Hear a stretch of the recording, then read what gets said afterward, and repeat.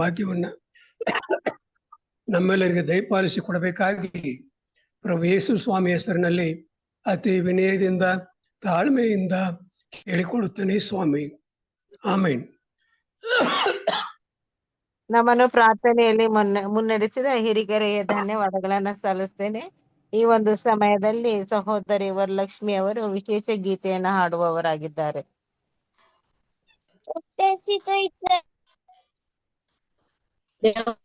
ನಮ್ಗೆ ಸ್ತೋತ್ರ ಆಗ್ಲಿ. ಒಂದು ರಾಗವನ್ನು ಹಾಡಿಕೊಳ್ಳೋಣ.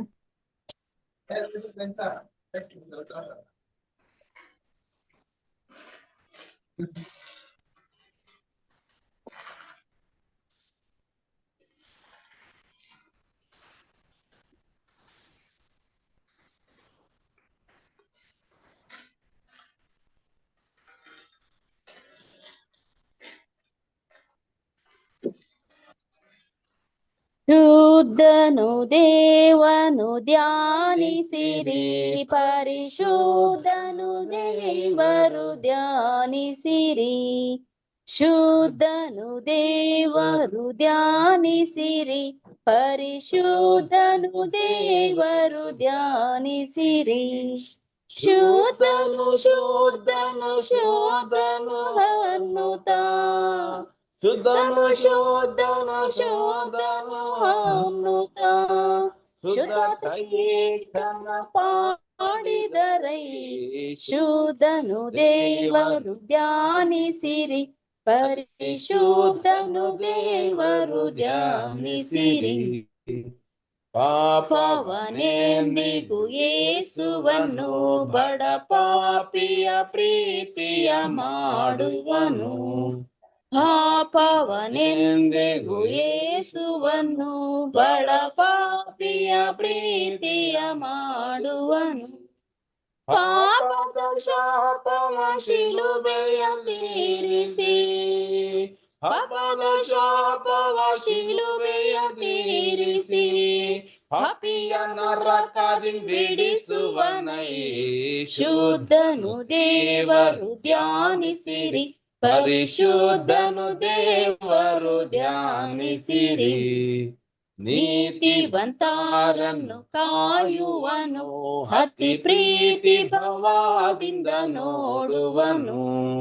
ನೀತಿವಂತರನ್ನು ಕಾಯುವನು, ಅತಿ ಪ್ರೀತಿ ಭಾವದಿಂದ ನೋಡುವನು. ಭೀತಿಯನ್ನೆಲ್ಲವ ತಪ್ಪಿಸಿ ಭಕ್ತರ, ಭೀತಿಯನ್ನೆಲ್ಲವ ತಪ್ಪಿಸಿ ಭಕ್ತರ, ನತನು ಮುಕ್ತಿಗೆ ಸೇರುವನೈ. ಶುದ್ಧನು ದೇವರು ಧ್ಯಾನಿಸಿರಿ, ಪರಿಶುದ್ಧನು ದೇವರು ಧ್ಯಾನಿಸಿರಿ. ಶುದ್ಧತೆಯನ್ನು ಪರಿಪಾಲಿಸುತ್ತ, ಪರಿಶುದ್ಧತೆಯನ್ನು ಹುಟ್ಟಿಸುತ್ತ, ಶುದ್ಧತೆಯನ್ನು ಪರಿಪಾಲಿಸುತ್ತ, ಪರಿಶುದ್ಧತೆಯನ್ನು ಸಂಪುಟಿಸುತ್ತ, ಬುದ್ಧಿಯ ನೂತನ ಮಾಡಿಸಿ ನಮ್ಮನು, ಬುದ್ಧಿಯ ನೂತನ ಮಾಡಿಸಿ ನಮ್ಮನು, ಶುದ್ಧರ ಮಾರ್ಗದಲ್ಲಿ ನಡೆಸುವನೈ. ಶುದ್ಧನು ದೇವರು ಧ್ಯಾನಿಸಿರಿ, ಪರಿಶುದ್ಧನು ದೇವರು ಧ್ಯಾನಿಸಿರಿ. ಗೀತೆಯನ್ನ ಹಾಡಿದ ಸಹೋದರಿ ವರಲಕ್ಷ್ಮಿ ಅವರ ಕುಟುಂಬಕ್ಕೆ ಧನ್ಯವಾದಗಳನ್ನ ಸಲ್ಲಿಸ್ತೇನೆ. ಈ ದಿನದ ಸಭಾಶಾಲೆಯ ಪರಿಷ್ಕರಣೆಯ ಚರ್ಚೆಯಲ್ಲಿ ಭಾಗವಹಿಸ್ತಕ್ಕಂಥವರು ಬೋಧಕರಾದ ಎಂ ರಾಜುರವರು. ಬೋಧಕರನ್ನ ಯೇಸು ಕ್ರಿಸ್ತನ ಸುಮಧುರ ನಾಮದಲ್ಲಿ ಪ್ರೀತಿಪೂರ್ವಕವಾಗಿ ಸಭಾಶಾಲೆಯ ಪರಿಷ್ಕರಣೆ ಚರ್ಚೆಯಲ್ಲಿ ಭಾಗವಹಿಸಲು ಆಹ್ವಾನಿಸುತ್ತೇನೆ. ಬೋಧಕರೇ, ಇದು ನಿಮ್ಮ ಅಮೂಲ್ಯ ಸಮಯವಾಗಿದೆ. ಎಲ್ಲರಿಗೂ ಹ್ಯಾಪಿ ಸಾಬತ್. ದೇವರ ಪರಿಶುದ್ಧವಾದ ನಾಮಕ್ಕೆ ಸ್ತೋತ್ರಗಳನ್ನ ಸಲ್ಲಿಸುತ್ತಾ ಮತ್ತೊಮ್ಮೆ ಈ ಸಾಯಂಕಾಲದ ಸಮಯದಲ್ಲಿ ಸಬ್ಬತ್ತಿನ ಆಶೀರ್ವಾದದೊಂದಿಗೆ ಈ ದಿನದ ಈ ವಾರದ ಪಾಠದ ಕಲಿತಂತಹ ವಿಷಯದಲ್ಲಿ ಪರಿಷ್ಕರಣೆಯನ್ನ ಮಾಡುವ ಹಾಗೆ ನಾವೆಲ್ಲರೂ ಕೂಡಿ ಬಂದಿದ್ದೇವೆ. ಕರ್ತನು ನಮ್ಮೆಲ್ಲರನ್ನ ಈ ವಾರದ ಎಲ್ಲಾ ದಿನಗಳು ಅತ್ಯಧಿಕವಾಗಿ ಆಶೀರ್ವದಿಸಿ, ಸಹೋದರಿ ಶೋಭಾ ಕೆಆರ್ ಅವರು ಅದ್ಭುತವಾಗಿ ಪಾಠಗಳನ್ನ ನಡೆಸ್ಕೊಡುತ್ತಾ ಕರ್ತನ ಪರಿಶುದ್ಧವಾದಂಥ ಸನ್ನಿಧಾನದಲ್ಲಿ ನಮ್ಮನ್ನ ನಡೆಸ್ತಾ ಬಂದ ದೇವರು ಕಳೆದ ವಾರದಲ್ಲಿ ಕಲಿತಂತ ವಿಷಯಗಳನ್ನ ಮತ್ತೊಮ್ಮೆ ಈ ಸಬ್ಬತ್ತಿನ ಪ್ರಾತಃ ಕಾಲದಲ್ಲಿ ಕಳೆದ ವಾರದ ಪಾಠಗಳನ್ನ ಮತ್ತೊಮ್ಮೆ ವಿಮರ್ಶೆ ಮಾಡಿ ನಾಳೆನೂ ಕೂಡ ಸಭೆಗಳಲ್ಲಿ ಇದರ ಬಗ್ಗೆ ನಾವು ಕಲೀಲಿಕ್ಕೆ ಹೋಗ್ತೇವೆ. ಸೊ ಇನ್ನಷ್ಟು ಆತ್ಮಿಕವಾಗಿ ದೇವರ ಪರಿಶುದ್ಧವಾದಂತಹ ಸತ್ಯವನ್ನ ನಮ್ಮ ಹೃದಯದ ಹಲಿಗೆ ಮೇಲೆ ಅದನ್ನ ಬರೆಯುವ ಹಾಗೆ ಒಂದು ಅವಕಾಶವನ್ನ ಮಾಡಿಕೊಟ್ಟಿದ್ದಾರೆ. ದೇವರ ನಾಮಕ್ಕೆ ಸ್ತೋತ್ರವಾಗಲಿ. ಒಂದು ಸಣ್ಣ ಪ್ರಾರ್ಥನೆಯೊಂದಿಗೆ ಈ ದಿನದ ಪಾಠದ ಪರಿಷ್ಕರಣೆಗೆ ನಾವು ಹೋಗೋಣ. ಪ್ರಾರ್ಥನೆ ಮಾಡಿಕೊಳ್ಳೋಣ. ಮಹೋನ್ನತನಾದ ಸ್ವಾಮಿ, ಕಳೆದ ವಾರದ ಪಾಠಗಳನ್ನ ಮತ್ತೊಮ್ಮೆ ವಿಮರ್ಶೆ ಮಾಡುವಂತ ಸೌಭಾಗ್ಯ ಕೊಟ್ಟಿದೆ. ಇದಕ್ಕಾಗಿ ಸ್ತೋತ್ರ. ನಿನ್ನ ಮಗಳ ಮುಖಾಂತರವಾಗಿ ಅನೇಕ ವಿಧದಲ್ಲಿ ಭಾಗವಾಗಿ ನಮ್ಮೊಟ್ಟಿಗೆ ಮಾತನಾಡಿದೆಯಪ್ಪ. ಈ ತ್ರೈಮಾಸಿಕ ಪಾಠವು ನಿನ್ನ ಪರಿಶುದ್ಧತ್ವದ ಬಗ್ಗೆ, ನಿನ್ನ ಪವಿತ್ರತೆಯ ಬಗ್ಗೆ, ನಿನ್ನ ಸಾಮರ್ಥ್ಯದ ಬಗ್ಗೆ, ಈ ಲೋಕದಲ್ಲಿ ಇಂದಿನ ಕಾಲದಲ್ಲಿ ಬದುಕುತ್ತಿರುವ ನಮಗೆ ನಿನ್ನ ಉನ್ನತೋನ್ನತವಾದಂತಹ ನಾಮದ ಮಹತ್ವವನ್ನ ಪ್ರಕಟಿಸುತ್ತಾ ನಾವು ಎಷ್ಟರವರು ಮತ್ತು ನಮ್ಮನ್ನ ನೀನು ಎಷ್ಟು ಪ್ರೀತಿಸಿದಿ, ನಮ್ಮನ್ನು ನೀನು ಪ್ರೀತಿಸಲು ನಮಗಾಗಿ ನೀನು ಮಾಡಿದಂತ ಮಹತ್ ಕಾರ್ಯಗಳೇನು ಮತ್ತು ನಾವು ಆ ನಿನ್ನ ಪ್ರೀತಿಗೆ ಬದಲೇನು ಕೊಡಬೇಕು, ನಮ್ಮಿಂದ ನೀನು ಬಯಸುವುದೇನೆಂಬುದನ್ನ ತಿಳಿಸುತ್ತಾ ಬಂದಿದೆಯಪ್ಪ. ಇದಕ್ಕಾಗಿ ಸ್ತೋತ್ರ. ಇನ್ನಷ್ಟು ನಿನ್ನ ಮಾತುಗಳಿಂದ ನಿನ್ನ ಪರಿಶುದ್ಧವಾದಂತ ಆತ್ಮೀಯ ಬಲವನ್ನ ನಾವು ಹೊಂದುವ ಹಾಗೆ ನಮ್ಮನ್ನ ನಡೆಸು. ಈ ದಿನದ ಪಾಠದಲ್ಲಿ ನಮ್ಮೊಂದಿಗೆ ಮಾತನಾಡು.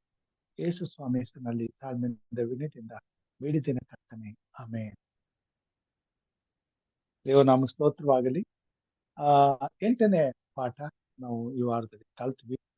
8ನೇ ಪಾಠದ ಶಿರೋನಾಮಿ ಸಿನಾಯಿ ಬೆಟ್ಟದಲ್ಲಿ ಒಡಂಬಡಿಕೆ. ಅನೇಕ ವಿಷಯಗಳನ್ನ ಒಡಂಬಡಿಕೆ ವಿಷಯದಲ್ಲಿ ನಾವು ಕಲ್ತಿದ್ದೇವೆ. ಇದು ಅಬ್ರಹಾಮ, ಇಸಾಕ, ಯಾಕೋಬ ಇವರ ಜೊತೆಗೆ ದೇವರು ಮಾಡಿಕೊಂಡಂತ ಒಡಂಬಡಿಕೆಯನ್ನ ಅಬ್ರಹಾಮನ ಸಂತಾನದವರಾದಂತ ಇಸ್ರಾಯೇಲ್ರ ಜೊತೆಗೆ ಮತ್ತೆ ಸಿನಾಯಿ ಬೆಟ್ಟದಲ್ಲಿ ಮೋಸೆಯ ಮುಖಾಂತರವಾಗಿ ಅದನ್ನ ಪ್ರತಿಷ್ಠೆಪಡಿಸುವಂತನಾಗಿದ್ದಾನೆ ಮತ್ತು ಆ ಒಡಂಬಡಿಕೆಯನ್ನ ಊರ್ಜಿತಗೊಳಿಸುವಂತನಾಗಿದ್ದಾನೆ ಮತ್ತು ಇದನ್ನ ಒಂದು ಜನಾಂಗಕ್ಕೆ ಅದನ್ನ ಹೊಸದಾದಂತ ರೀತಿಯಲ್ಲಿ ನವೀಕರಿಸಿ ಅದನ್ನ ಮುದ್ರಿಸಿ ಆ ಒಡಂಬಡಿಕೆಯನ್ನ ಯುಗ ಯುಗಾಂತರಕ್ಕೂ ಸ್ಥಾಪಿಸುವಂತ ಕಾರ್ಯವನ್ನ ಈ ಸಿನಾಯಿ ಬೆಟ್ಟದಲ್ಲಿ ನಾವು ನೋಡುವಂತರಾಗಿದ್ದೇವೆ. ಸಿನಾಯಿ ಬೆಟ್ಟವು ಇಸ್ರೇಲ್ ಜನಾಂಗಕ್ಕೆ ಒಂದು ಮೈಲಿಗಲ್ಲು ಹಾಗೂ ಇಸ್ರೇಲ್ ಜನಾಂಗದ ರಕ್ಷಣೆಗೆ ಒಂದು ಭದ್ರವಾದ ಕೋಟೆ, ಬುರುಜು ಹಾಗೂ ಅವರ ರಕ್ಷಣೆಗೆ ದೇವರು ಕೊಟ್ಟಂತ ಒಂದು ವಿಶೇಷವಾದಂತ ಸುರಕ್ಷೆಯ ವಜ್ರ ಕವಚ ಎಂಬುದಾಗಿ ಹೇಳಬಹುದು. ದೇವರು ವಿಶೇಷವಾಗಿ ಈ ಸಿನಾಯಿ ಬೆಟ್ಟದಲ್ಲಿ ಬಂದು ಮೋಸೆಯ ಮುಖಾಂತರವಾಗಿ ಅವರಿಗೆ ದರ್ಶನವನ್ನ ಕೊಡ್ತಾನೆ. ಅಲ್ಲಿ ಅವರು ದೇವರ ಮಾತುಗಳನ್ನ ಗುಡುಗುಗಳಿಂದಲೂ ಮಿಂಚುಗಳಿಂದಲೂ ಕೇಳುವಂತವರಾಗ್ತಾರೆ. ದೇವರ ಧ್ವನಿಯನ್ನ ಕೇಳಿ ಬಹಳ ಭಯ ಪಡುವವರಾಗ್ತಾರೆ. ಸೊ ದೇವರ ಧ್ವನಿಯ ಮಹತ್ವ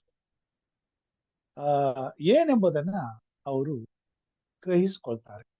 ಅಲ್ಲಿಯ ತನಕ ಅದ್ಭುತ ಕಾರ್ಯಗಳನ್ನ ನೋಡಿದ್ರು, ಮಹತ್ ಕಾರ್ಯಗಳನ್ನ ನೋಡಿದ್ರು, ಎಂದು ಕಂಡು ಕೇಳರಿಯಲಾರದಂತ ಸಂಗತಿಗಳನ್ನ ಅವರು ಅರ್ಥ ಮಾಡಿಕೊಂಡ್ರು.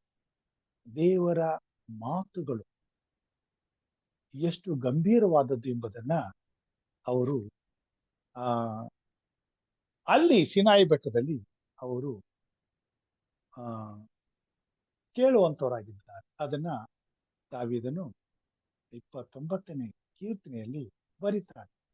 ಅದನ್ನ 29ನೇ ಕೀರ್ತನೆಯಲ್ಲಿ ಹೀಗೆ ಹೇಳ್ತಾನೆ. ಅದನ್ನ ಒಂದ್ಸಾರಿ ನಾನು ಓದ್ಬಿಡ್ತೇನೆ. ಆ 1ನೇ ವಚನದಿಂದ, ದೇವದೂತರುಗಳಿರ ಪರಮ ಪ್ರಭಾವವು ಯೆಹೋವನದೇ ಯೆಹೋವನದೇ ಎಂದು ಹೇಳಿ ಕೊಂಡಾಡಿರಿ. ಯೆಹೋವನ ನಾಮಕ್ಕೆ ಯೋಗ್ಯವಾದ ಘನವನ್ನು ಸಲ್ಲಿಸಿರಿ. ಪರಿಶುದ್ಧತ್ವವೆಂಬ ಭೂಷಣದೊಡನೆ ಯೆಹೋವನಿಗೆ ಅಡ್ಡ ಬೀಳಿರಿ. ಯೆಹೋವನ ಮಹಾಧ್ವನಿಯು ಮೇಘ ಮಂಡಲದಲ್ಲಿ ಕೇಳಿಸುತ್ತದೆ. ಪ್ರಭಾವ ಸ್ವರೂಪನಾದ ದೇವರು ಗುಡುಗುತ್ತಾನೆ. ಯೆಹೋವನು ಆಕಾಶದ ಜಲರಾಶಿಗಳ ಮೇಲೆ ಇದ್ದಾನೆ. ಯೆಹೋವನ ಧ್ವನಿಯು ಎಷ್ಟೋ ಬಲವುಳ್ಳದ್ದು, ಎಷ್ಟೋ ಗಂಭೀರವಾದದ್ದು. ಯೆಹೋವನ ಗರ್ಜನೆಗೆ ದೇವದಾರು ವೃಕ್ಷಗಳು ತಡಲೆಂದು ಮುರಿದು ಬೀಳುತ್ತವೆ. ಯೆಹೋವನು ಲೆಬನೋನ್ ಪರ್ವತದಲ್ಲಿನ ಮಹಾದೇವದಾರಗಳನ್ನು ಮುರಿದು ಬಿಡುತ್ತಾನೆ. ಲೆಬನೋನಿನ ಪರ್ವತವು ಕರುವಿನೋಪಾದಿಯಲ್ಲಿಯೂ ಶಿರೋನ್ ಬೆಟ್ಟವು ಕಾಡುಕೋಣದ ಮರಿಯಂತೆಯೂ ಹಾರಾಡುವ ಹಾಗೆ ಮಾಡುತ್ತಾನೆ. ಯೆಹೋವನ ಗರ್ಜನೆಗೆ ಮಿಂಚುಗಳು ಥಳಥಳನೆ ಹೊಳೆಯುತ್ತವೆ. ಯೆಹೋವನ ಗರ್ಜನೆಗೆ ಕಾಡು ಹೊರಳಾಡುತ್ತದೆ, ಕಾದೇಶ ಅರಣ್ಯವು ಕಂಪಿಸುತ್ತದೆ. ಯೆಹೋವನ ಗರ್ಜನೆಗೆ ಗರ್ಭದ ಜಿಂಕೆಯು ಈಯುತ್ತವೆ, ಕಾಡಿನ ಮರಗಳು ಬರಿದಾಗುತ್ತವೆ. ಆಗ ತನ್ನ ಮಂದಿರದವರೆಲ್ಲರೂ ಎಷ್ಟೋ ಪ್ರಭಾವ ಎನ್ನುತ್ತಾರೆ.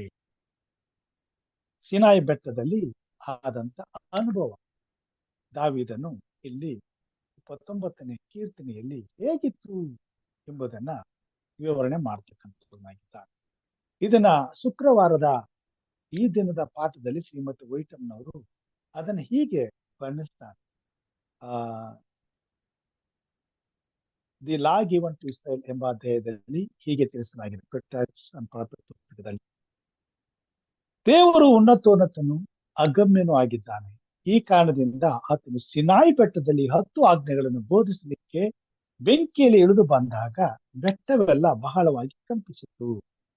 ಆ ಬೆಟ್ಟವು ಆಕಾಶದ ತುದಿಯವರೆಗೂ ಬೆಂಕಿಯಿಂದ ಉರಿಯಿತು. ಯೆಹೋವ ದೇವರು ಆ ಬೆಂಕಿಯ ಜ್ವಾಲೆಯೊಳಗಿಂದ ಅದ್ಭುತವಾದ ರೀತಿಯಲ್ಲಿ ಆಜ್ಞೆಗಳನ್ನು ಇಸ್ರಾಯೇಲರಿಗೆ ಬೋಧಿಸಿದನು.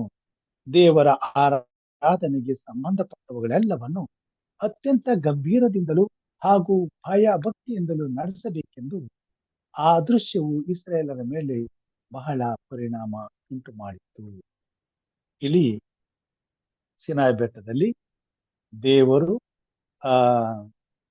10 ಆಜ್ಞೆಗಳನ್ನ ತೆಗೆದುಕೊಂಡು ಮೋಸೆಯು ಬರುವಾಗ ದೇವರು ಎಲ್ಲರನ್ನ ಸಿನಾಯಿ ಬೆಟ್ಟದ ಕೆಳಗಡೆ ತಂದು ನಿಲ್ಲಿಸಿ ಅವರೊಟ್ಟಿಗೆ ಮಾತನಾಡುವಾಗ ಆದಂತ ಒಂದು ಸಂಭವನೆಗಳನ್ನ ಇಲ್ಲಿ ಶ್ರೀಮತಿ ವೈಟಮ್ಮನವರು ದರ್ಶನದಲ್ಲಿ ಕಂಡು ಬರೆದಿದ್ದಾರೆ. ಅದನ್ನೇ ದಾವೀದನು ಕೂಡ ದರ್ಶನದಲ್ಲಿ ಆ ಸಮಯದಲ್ಲಿ ಆದಂತ ಘಟನೆಗಳನ್ನ ಆತನು ನಮಗೆ ದೇವರ ವಾಕ್ಯದ ಮುಖಾಂತರವಾಗಿ ತಿಳಿಸುವಂತನಾಗಿದ್ದಾನೆ. ಸೊ ಸಿನಾಯಿ ಬೆಟ್ಟದಲ್ಲಿ ಒಂದು ಮಹತ್ತರವಾದಂತ ಉನ್ನತವಾದಂತ ಒಡಂಬಡಿಕೆಯು ಆಗುವಂತದ್ದಾಗಿದೆ. ಆ ಒಡಂಬಡಿಕೆಗೆ ಆಧಾರ ದೇವರು ಕೊಟ್ಟಂತ 10 ಆಜ್ಞೆಗಳು. ಈ 10 ಆಜ್ಞೆಗಳು ಸತ್ಯವೇದದಲ್ಲಿ ನಾವು ನೋಡ್ತೇವೆ. ದೇವರ ಸರ್ಕಾರದ ಅಸ್ತಿವಾರ, ದೇವರ ಸರ್ಕಾರದ ಅಸ್ತಿವಾರವಾಗಿದ್ದುಕೊಂಡು ಭೂಪರಲೋಕಗಳನ್ನ ನಿಯಂತ್ರಿಸಲು ದೇವರು ಮಾಡಿರುವಂತ ನಿಬಂಧನೆಗಳು, ಕಾನೂನುಗಳು. ಈ 10 ಆಜ್ಞೆಗಳು ಕೇವಲ ನರಮನಸ್ಸವರಿದ್ದವರಿಗೆ ಮಾತ್ರವಲ್ಲದೆ ಅನೇಕ ಸಾರಿ ನಾವು ನೋಡ್ತೇವೆ 10 ಆಜ್ಞೆಗಳು ಇಸ್ರೇಲರಿಗೆ ಮಾತ್ರ ಎಂಬುದಾಗಿ ವ್ಯಾಖ್ಯಾನಿಸುತ್ತಾರೆ, ಯಹೂದ್ಯರಿಗೆ ಮಾತ್ರ ಎಂಬುದಾಗಿ ವ್ಯಾಖ್ಯಾನಿಸ್ತಾರೆ. ಅನೇಕ ಸಾರಿ ನಾವು ಅದನ್ನು ಮುಂದೆ ಬಂದು ಇಲ್ಲ, ಇದು ಇಡೀ ಪ್ರಪಂಚಕ್ಕೆ ಜಗತ್ತಿಗೆ ಕೊಟ್ಟಂತದ್ದು 10 ಆಜ್ಞೆಗಳು ಎಂಬುದಾಗಿ ಕೂಡ ನಾವು ಇದನ್ನ ನಾವು ತಿಳಿಸ್ತೇವೆ. ಆದ್ರೆ ಅದಕ್ಕಿಂತ ಮುಂದೆ ಹೋಗಿ ಇದು ಕೇವಲ ಭೂಲೋಕಕ್ಕೆ ಮಾತ್ರವಲ್ಲದೆ ಭೂಪರ ಲೋಕಗಳಿಗೆ, ಸಕಲ ಸಮಸ್ತ ದೇವರ ಸೃಷ್ಟಿಗೆ ಈ 10 ಆಜ್ಞೆಗಳು ಆಧಾರವಾಗಿ ದೇವರು ಈ ನಿಬಂಧನೆಗಳನ್ನ ಇಟ್ಟಿದ್ದನು ಎಂಬುದಾಗಿ ನೋಡ್ತೇವೆ.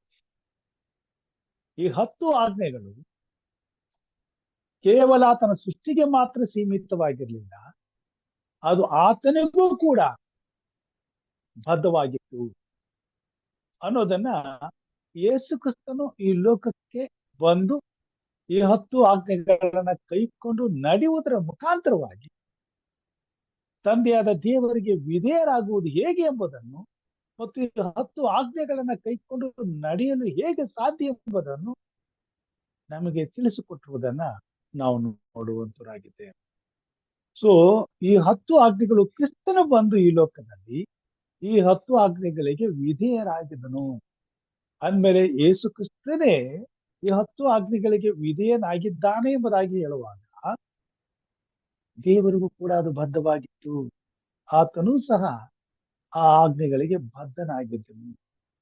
ಸೊ ಪ್ರೀತಿ ಅಂತಕ್ಕಂಥದ್ದು ಪರಿಷ್ಕಾರವಾದದ್ದು. ದೇವರ ಆಜ್ಞೆಗಳು ಪ್ರೀತಿ ಎಂಬುದಾಗಿ ನಾವು ನೋಡ್ತೇವೆ. ದೇವರ ಆಜ್ಞೆಗಳನ್ನ ಕೈಕೊಂಡು ನಡೆಯುವುದೇ ಪ್ರೀತಿ. ಸೊ ಈ ಪ್ರೀತಿಯಲ್ಲಿ ತಾರತಮ್ಯ ಇಲ್ಲ, ಮೇಲು ಕೀಳು ಇಲ್ಲ, ದೇವರಿಗೊಂದು ಮನುಷ್ಯರಿಗೊಂದು ಇಲ್ಲ. ಇದು ಪರಲೋಕಕ್ಕೂ ಭೂಲೋಕಕ್ಕೂ ಒಂದೇ ವಿಧವಾದಂತ ತೂಕವನ್ನ ತೂಗುವಂತದ್ದಾಗಿದೆ. ಆದುದರಿಂದ ದೇವರು ಭೂಪರಲೋಕಗಳಿಗೆ ಅಸ್ತಿವಾರವಾಗಿ ಈ ಆಜ್ಞೆಗಳನ್ನ ನಿಬಂಧನೆಗಳನ್ನ ಮೊದಲೇ ಸಿದ್ಧಪಡಿಸಿದನು. ಈಗ ಅದು ಒಡಂಬಡಿಕೆಯಾಗಿ ಸಿನಾಯಿ ಬೆಟ್ಟದಲ್ಲಿ ಮೋಸೆ ಮುಖಾಂತರವಾಗಿ ಇವರಿಗೆ ಕೊಡಲ್ಪಡುತ್ತದೆ. ಈಗ ಈ ಉನ್ನತವಾದಂತ ದೇವರ ಮಹತ್ವವುಳ್ಳ ಪ್ರಭಾವದ ಪರಮಾಧಿಕಾರವನ್ನ ನೆರವೇರಿಸುವಂತ 10 ಆಜ್ಞೆಗಳನ್ನ ದೇವರು ಇವರಿಗೆ ವರವಾಗಿ ಕೊಟ್ಟಿದ್ದಾನೆ, ಬಹುಮಾನವಾಗಿ ಕೊಟ್ಟಿದ್ದಾನೆ ಎಂಬುದಾಗಿ ಪಾಠದಲ್ಲಿ. ಆದರೆ ಇದನ್ನ ದೇವರು ಪ್ರೀತಿಯಿಂದ ಬಹುಮಾನವಾಗಿ ಇವರಿಗೆ ಕೊಡುವಾಗ ಈ ಬಹುಮಾನವನ್ನ ಇವರು ಪಡ್ಕೋಬೇಕಾದ್ರೆ ಆ ದೇವರ ಆಜ್ಞೆಗಳನ್ನ ಪಡ್ಕೊಳ್ಳಲಿಕ್ಕೆ ಇವರು ತಮ್ಮನ್ನ ಸಿದ್ಧಪಡಿಸ್ಕೊಳ್ಬೇಕಾಗಿದೆ. ಯಾಕಂತಂದ್ರೆ ನಾವು ನೋಡ್ತೇವೆ, ಆ ಒಂದು ಸಿನಾಯ್ ಬೆಟ್ಟದಲ್ಲಿ ಬರೋ ಮುಂಚಿತವಾಗಿ ದೇವರು ಮೋಸೆಗೆ ಅಪ್ಪಣೆಯನ್ನು ಕೊಡ್ತಾನೆ. ಅವರೆಲ್ಲರೂ ಇಸ್ರಾಯೇಲರ 12 ಕುಲದವರು ಗೋತ್ರದವರು ತಮ್ಮನ್ನು ಶುದ್ಧಪಡಿಸಿಕೊಂಡು ಸಿನಾಯ್ ಬೆಟ್ಟದ ಬಳಿಗೆ ಬರಬೇಕು, ಆತನವ್ರ ಜೊತೆಲಿ ಮಾತನಾಡ್ಲಿಕ್ಕೆ ಹೋಗುವಾಗ. ಸೊ ತಮ್ಮನ್ನ ಶುದ್ಧಪಡಿಸಿ, ಶುದ್ಧ ಅಂದ್ರೆ ಏನು? ಅಲ್ಲಿ ಶಾರೀರಿಕವಾದಂತಹ ಸಿದ್ಧತೆ ಆಗ್ಬೇಕಾಗಿ. ಸೊ ದೇವರ ಪರಿಶುದ್ಧವಾದ ಆಜ್ಞೆಗಳು ನೆರವೇರಬೇಕಾದದ್ದು ಈ ಶಾರೀರದ ಮುಖಾಂತರವಾಗಿ ತೋರಿಸುವ ವಿಧೇಯತೆಯಿಂದ. ಸೊ ಈ ಶರೀರವು ಈಗಾಗಲೇ ಮಲಿನವಾಗಿರುವುದು, ಪಾಪದ ವಶದಲ್ಲಿ ಬಿದ್ದಿರುವುದು, ಪಾಪದ ಬಂಧನದಿಂದ ಈ ಶರೀರವನ್ನ ಬಿಡಿಸಿ ಪರಿಶುದ್ಧತೆಯಲ್ಲಿ ಇವರನ್ನ ಸಂಪೂರ್ಣಗೊಳಿಸಿ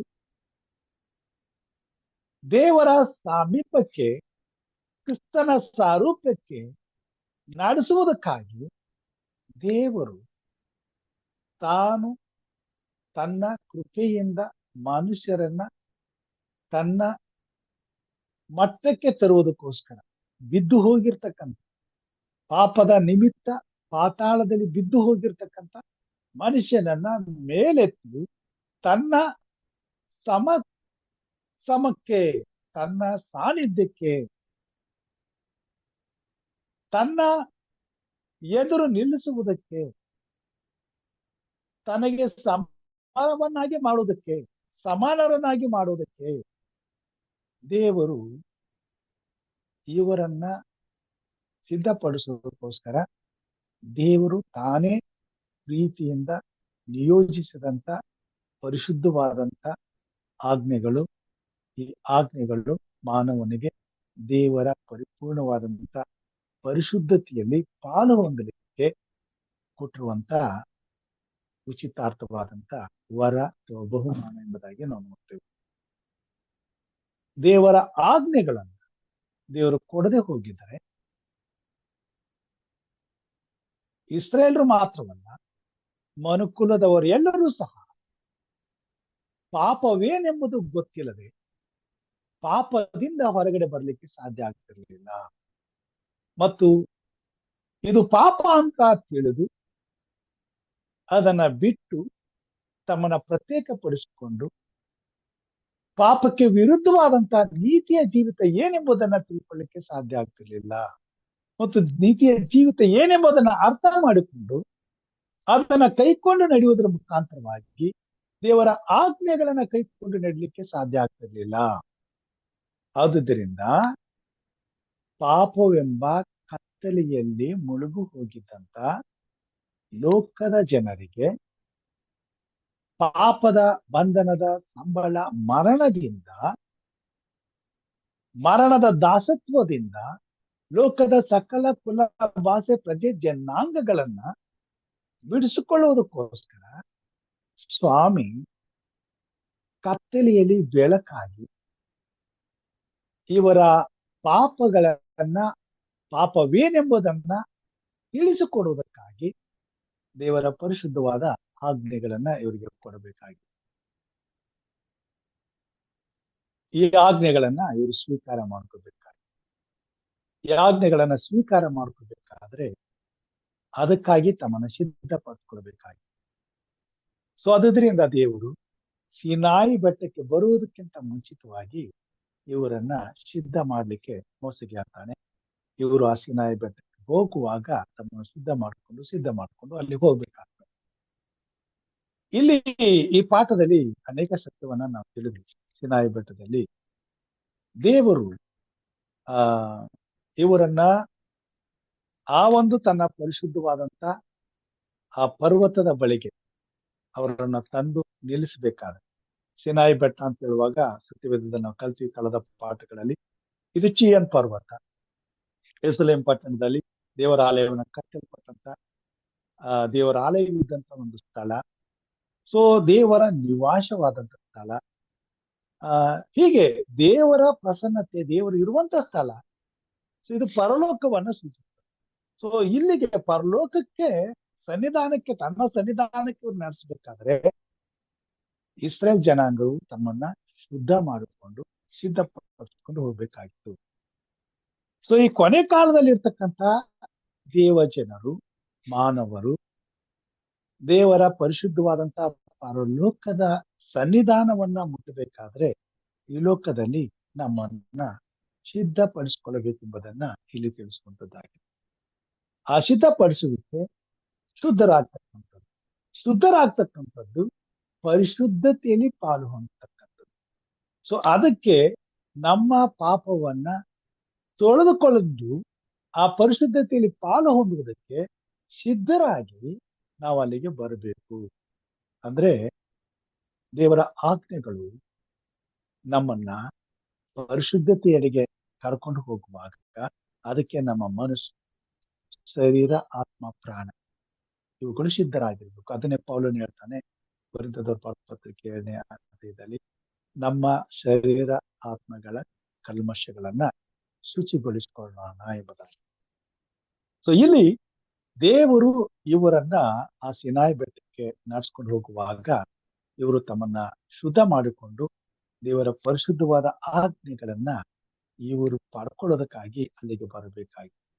ಆದ್ರೆ ಸೀನಾಯಿ ಬೆಟ್ಟದಲ್ಲಿ ಆ ಸ್ಥಳಕ್ಕೆ ಬಂದಾಗ ಅಲ್ಲಿ ನಾವು ನೋಡ್ತೇವೆ, ದೇವರು ಮೋಸೆಯ ಮುಖಾಂತರವಾಗಿ ಈ ತನ್ನ ಪರಿಶುದ್ಧವಾದಂತ ಈ ನಿಬಂಧನೆಗಳನ್ನ ತಾನೇ ತನ್ನ ಸ್ವಂತ ಕೈಯಿಂದ ಕೊಡುವಂತವನಾಗಿದ್ದಾನೆ. ತನ್ನ ಸ್ವಂತ ಕೈಯಿಂದ ಬರೆದು ಇವರಿಗೆ ಕೊಡುವಂತವನಾಗಿದ್ದಾನೆ. ಸೊ ಈ 10 ಆಜ್ಞೆಗಳು ಸಹೋದರಿ ಈಗಾಗಲೇ ನಮಗೆ ತಿಳಿಸಿದ್ರು. ಇದು ದೇವರ ಗುಣಾತಿಶಯಗಳನ್ನ ನಮಗೆ ಬರೆದು ಕೊಟ್ಟ ಹಾಗೆ. ನೋಡಪ್ಪ, ನಾನು ಹೀಗಿದ್ದೇನೆ, ನೀವು ಹೀಗಿರಬೇಕು ಅಂತಂದ್ರೆ ನಾನು ಹೇಗಿದ್ದೇನೆ ಹಾಗೆ ನಾನು ಏನ್ ಮಾಡ್ತೇನೆ ಹಾಗೆ ನೀವು ಮಾಡಬೇಕು. ಸೊ ದೇವರ 10 ಆಜ್ಞೆಗಳು ದೇವರ ಪರಿಶುದ್ಧತೆಯನ್ನ, ಆತನ ಪ್ರಭಾವವನ್ನ, ನಮಗೆ ತಿಳಿಸುವಂತದ್ದಾಗಿದೆ. ಆತನ ಪರಿಶುದ್ಧತೆಯ ಪ್ರಮಾಣವನ್ನ ನಾವು ಮುಟ್ಟಬೇಕಾದ್ರೆ ಈ ಪರಿಶುದ್ಧವಾದಂತ ನಿಬಂಧನೆಗಳಿಗೆ ನಾವು ಅಧೀನರಾಗಬೇಕಾಗಿದೆ, ಅದನ್ನ ಕೈಕೊಂಡು ನಡೆಯಬೇಕಾಗಿದೆ. ಹೀಗಿರುವುದರಿಂದ ಈ 10 ಆಜ್ಞೆಗಳು ದೇವರ ಪರಿಶುದ್ಧತೆಯ ಪರಿಪೂರ್ಣತೆಯ ಮಟ್ಟವನ್ನು ನಿಲ್ಕೊಂಡದ್ದಾಗಿರುವುದರಿಂದ ನಾವೆಲ್ಲರೂ ಸಹ ಈ 10 ಆಜ್ಞೆಗಳಲ್ಲಿ ಒಂದನ್ನು ಮೀರಿದರೂ ಅದು ದೇವರ ಪರಿಶುದ್ಧತೆಯಲ್ಲಿ ಆ ಪರಿಪೂರ್ಣತೆಯ ಮಟ್ಟವನ್ನ ನಾವು ನಿಲುಕೋದಕ್ಕೆ ಸಾಧ್ಯವಿಲ್ಲ ಎಂಬುವಂಥದ್ದನ್ನ ಈ ಪಾಠದಲ್ಲಿ ನಾವು ಅರ್ಥ ಮಾಡಿಕೊಳ್ಳಬೇಕಾಗಿದೆ. ಸೊ ಸಿನಾಯಿ ಬೆಟ್ಟದಲ್ಲಿ ದೇವರು ಈ ಒಡಂಬಡಿಕೆ ಇದನ್ನ ಆ ವರ ಎಂಬುದಾಗಿ, ಗಿಫ್ಟ್ ಎಂಬುದಾಗಿ ಮುಂದೆ ನಾವು ಕಲಿತಕ್ಕಂಥದ್ದಾಗಿದೆ. ಈ ಗಿಫ್ಟ್ ಅನ್ನುವಂತಹದ್ದನ್ನ ನಾವು ನೋಡುವಾಗ ಒಂದು ವೇಳೆ ಆಗ್ಲೇ ನಾನು ತಿಳಿಸಿದಾಗೆ ಈ ಆಜ್ಞೆಗಳು ಕೊಡಲ್ಪಡದೆ ಹೋಗಿದ್ರೆ ದೇವರ ಪರಿಶುದ್ಧತೆಯಲ್ಲಿ ನಾವು ಪಾಲು ಹೊಂದಲಿಕ್ಕೆ ಸಾಧ್ಯ ಆಗ್ತದೆ. ಪರಿಶುದ್ಧತೆ ಏನಂದ್ರೆ ನಮ್ಗೆ ಗೊತ್ತಾಗ್ತದೆ, ಪಾಪ ಏನಂದ್ರೆ ನಮ್ಗೆ ಗೊತ್ತಾಗ್ತದೆ. ಅದನ್ನೇ ಪೌಲನು ಹೇಳ್ತಾನೆ, ಆಜ್ಞೆಗಳಿಲ್ಲದಿದ್ದರೆ ಪಾಪ ಏನೆಂಬುದು ನನಗೆ ಗೊತ್ತೇ ಇರ್ತಿರ್ಲಿಲ್ಲ. ಹೀಗಿರುವುದರಿಂದ ನಾವು ಕತ್ತಲೆಯಲ್ಲೇ ಉಳಿದು ಬಿಡ್ತೀವಿ. ಇಸ್ರೇಲ್ ಜನಾಂಗದ ಮುಖಾಂತರವಾಗಿ ದೇವರು ಪಾಪ ಏನೆಂಬುದನ್ನ ತಿಳಿಸುವುದರ ಮುಖಾಂತರವಾಗಿ ಪಾಪದ ಕತ್ತಲೆಯನ್ನು ಹೋಗಲಾಡಿಸೋದಕ್ಕೆ ಆತನು ತನ್ನ ಪರಿಶುದ್ಧವಾದಂತ ಆಜ್ಞೆಗಳನ್ನ ಬೆಳಕಾಗಿ ಕೊಟ್ಟನು. ಆ ಆಜ್ಞೆಗಳ ಮುಖಾಂತರವಾಗಿ ಇವರ ಕಣ್ಣು ಪಾಪ ಏನೆಂಬುದಾಗಿ ಇವರಿಗೆ ಕಣ್ಣಿಗೆ ಕಾಣುವಂತಾಯಿತು. ಆಗ ಆ ಪಾಪವನ್ನು ತೊಳ್ಕೊಳ್ಳೋದಕ್ಕೋಸ್ಕರ ಮುಂದಿನ ಮಾರ್ಗಗಳನ್ನ ದೇವರು ಇವರಿಗೆ ಬೋಧನೆ ಮಾಡಲಿಕ್ಕೆ ಅನುಕೂಲವಾಯಿತು. ನಾವು ನೋಡ್ತೇವೆ, ಯೇಸು ಕ್ರಿಸ್ತನ ರಕ್ತದ ಮುಖಾಂತರವಾಗಿ, ಆತನ ಬಲಿದಾನದ ಮುಖಾಂತರವಾಗಿ ಮಾತ್ರ ಪಾಪಕ್ಕೆ ಪರಿಹಾರ. ಸೊ ದೇವರ ಆಜ್ಞೆಗಳು ನಮ್ಮನ್ನ ಪರಿಶುದ್ಧತೆಯ, ದೇವರ ಪ್ರಸನ್ನತೆಗೆ ನಮ್ಮನ್ನು ನಡೆಸ್ತವೆ. ಸೊ ನಾವು ದೇವರ ಪ್ರಸನ್ನತೆಗೆ ಆ ಒಂದು ಪರಿಪೂರ್ಣವಾದ ಜ್ಞಾನವನ್ನು ಪಡ್ಕೊಂಡಾಗ ನಮ್ಮ ಪಾಪಗಳನ್ನ ಯೇಸು ಕ್ರಿಸ್ತನ ರಕ್ತದಿಂದ ತೊಳೆದು ಕ್ರಿಸ್ತನ ಮುಖಾಂತರವಾಗಿ ನಮಗೆ ರಕ್ಷಣೆ ಉಂಟಾಗ್ತದೆ, ನಮಗೆ ನಿತ್ಯ ಜೀವ ಸಿಗುವಂತದ್ದಾಗಿದೆ. ಇದನ್ನೇ ತಾನೇ ಈ ಒಂದು ಪ್ರಕ್ರಿಯೆ ದೇವರ ಯೋಜನೆಯನ್ನು ಮಾನವರಿಗೆ ಒದಗಿ ಬರದೆ ಹೋಗಿದ್ದರೆ ನಾವು ಲೋಕದಲ್ಲಿ ಮಾನವರೆಲ್ಲರೂ ಪಾಪಿಗಳಾಗಿ ನರಕ ಪಾತ್ರರಾಗಿ ಸಾಯುವುದೊಂದೇ ಮಾರ್ಗವಾಗಿ. ಆದರೆ ದೇವರು ಉಚಿತಾರ್ಥವರವಾದಂತ ಯೇಸು ಕ್ರಿಸ್ತನ ಮುಖಾಂತರವಾಗಿ ಆತನ ಉಚಿತಾರ್ಥವರವಾದಂತ ಪರಿಶುದ್ಧವಾದಂತ ಆತನ ಮಾರ್ಗಗಳನ್ನ ನಮಗೆ ತಿಳಿಸಲು, ಕೈಕೊಂಡು ನಡೆಯಲು ಆತನ ಆಜ್ಞೆಗಳ ಮುಖಾಂತರವಾಗಿ ನಮಗೆ ಕೃಪೆಯನ್ನ ಅನುಗ್ರಹಿಸಿರುವುದರಿಂದ ದೇವರ ಆಜ್ಞೆಗಳು ಪರಿಪಾಲಿಸುವಂತ ಪ್ರತಿಯೊಬ್ಬರಿಗೂ ಕೂಡ ದೈವ ವರವಾಗಿದೆ. ನೀರಲ್ಲಿ ಮುಳುಗುವವನಿಗೆ, ಈಜು ಬರದವನಿಗೆ, ನೀರಿನಲ್ಲಿ ಮುಳುಗಿ ಸಾಯುವಂತ ಪರಿಸ್ಥಿತಿಯಲ್ಲಿ ಒಂದು ವೇಳೆ ಆ ಲೈಫ್ ಜಾಕೆಟ್, ಸೇಫ್ಟಿ ಜಾಕೆಟ್ ಏನಾದ್ರು ಇದ್ರೆ ಹೇಗೆ ಅವನು ಸಾವಿನಿಂದ ತಪ್ಪಿಸಿಕೊಂಡು ಹೋರಾಟ ಮಾಡಿ ಎಷ್ಟೇ ತಡವಾದರೂ, ಎಷ್ಟೇ ವಿಪರ್ಯಾಸವಾದರೂ ಕೊನೆಯ ತನಕ ಮುಳುಗದೆ ದಡವನ್ನ ಸೇರ್ಲಿಕ್ಕೆ ಅವಕಾಶ ಸಿಗುತ್ತದೋ ಮತ್ತು ಸೇರ್ಲಿಕ್ಕೆ ಸಾಧ್ಯವೋ ಅದೇ ರೀತಿ ದೇವರ ಆಜ್ಞೆಗಳನ್ನ ಕೈಕೊಂಡು ನಡೆಯುವಂತ ನಾವು ಯಾವುದೇ ಪರಿಸ್ಥಿತಿಯಲ್ಲಿ ಈ ಭೂಮಿ ಮೇಲೆ ನಾಶವಾಗದೆ ನಿತ್ಯ ಜೀವವೆಂಬ ಆ ಗುರಿಯನ್ನು ಮುಟ್ಟಲಿಕ್ಕೆ, ಯೇಸು ಕ್ರಿಸ್ತನ ಪರಿಶುದ್ಧತೆಯಲ್ಲಿ ಪಾಲು ಹೊಂದುವುದಕ್ಕೆ, ಆತನ ಪ್ರಭಾವದಲ್ಲಿ ಸೇರುವುದಕ್ಕೆ, ಆತನ ಪರಿಶುದ್ಧತೆಯ ಪ್ರಮಾಣವನ್ನು ಮುಟ್ಟುವುದಕ್ಕೆ, ಆತನ ಸಾರೂಪ್ಯಕ್ಕೆ ಬರುವುದಕ್ಕೆ, ಆತನ ಸನ್ನಿಧಾನದಲ್ಲಿ ಯೋಗ್ಯರಾಗಿ ನಿಲ್ಲುವುದಕ್ಕೆ ಸಾಧ್ಯವಾಗುವಂತದ್ದಾಗಿದೆ.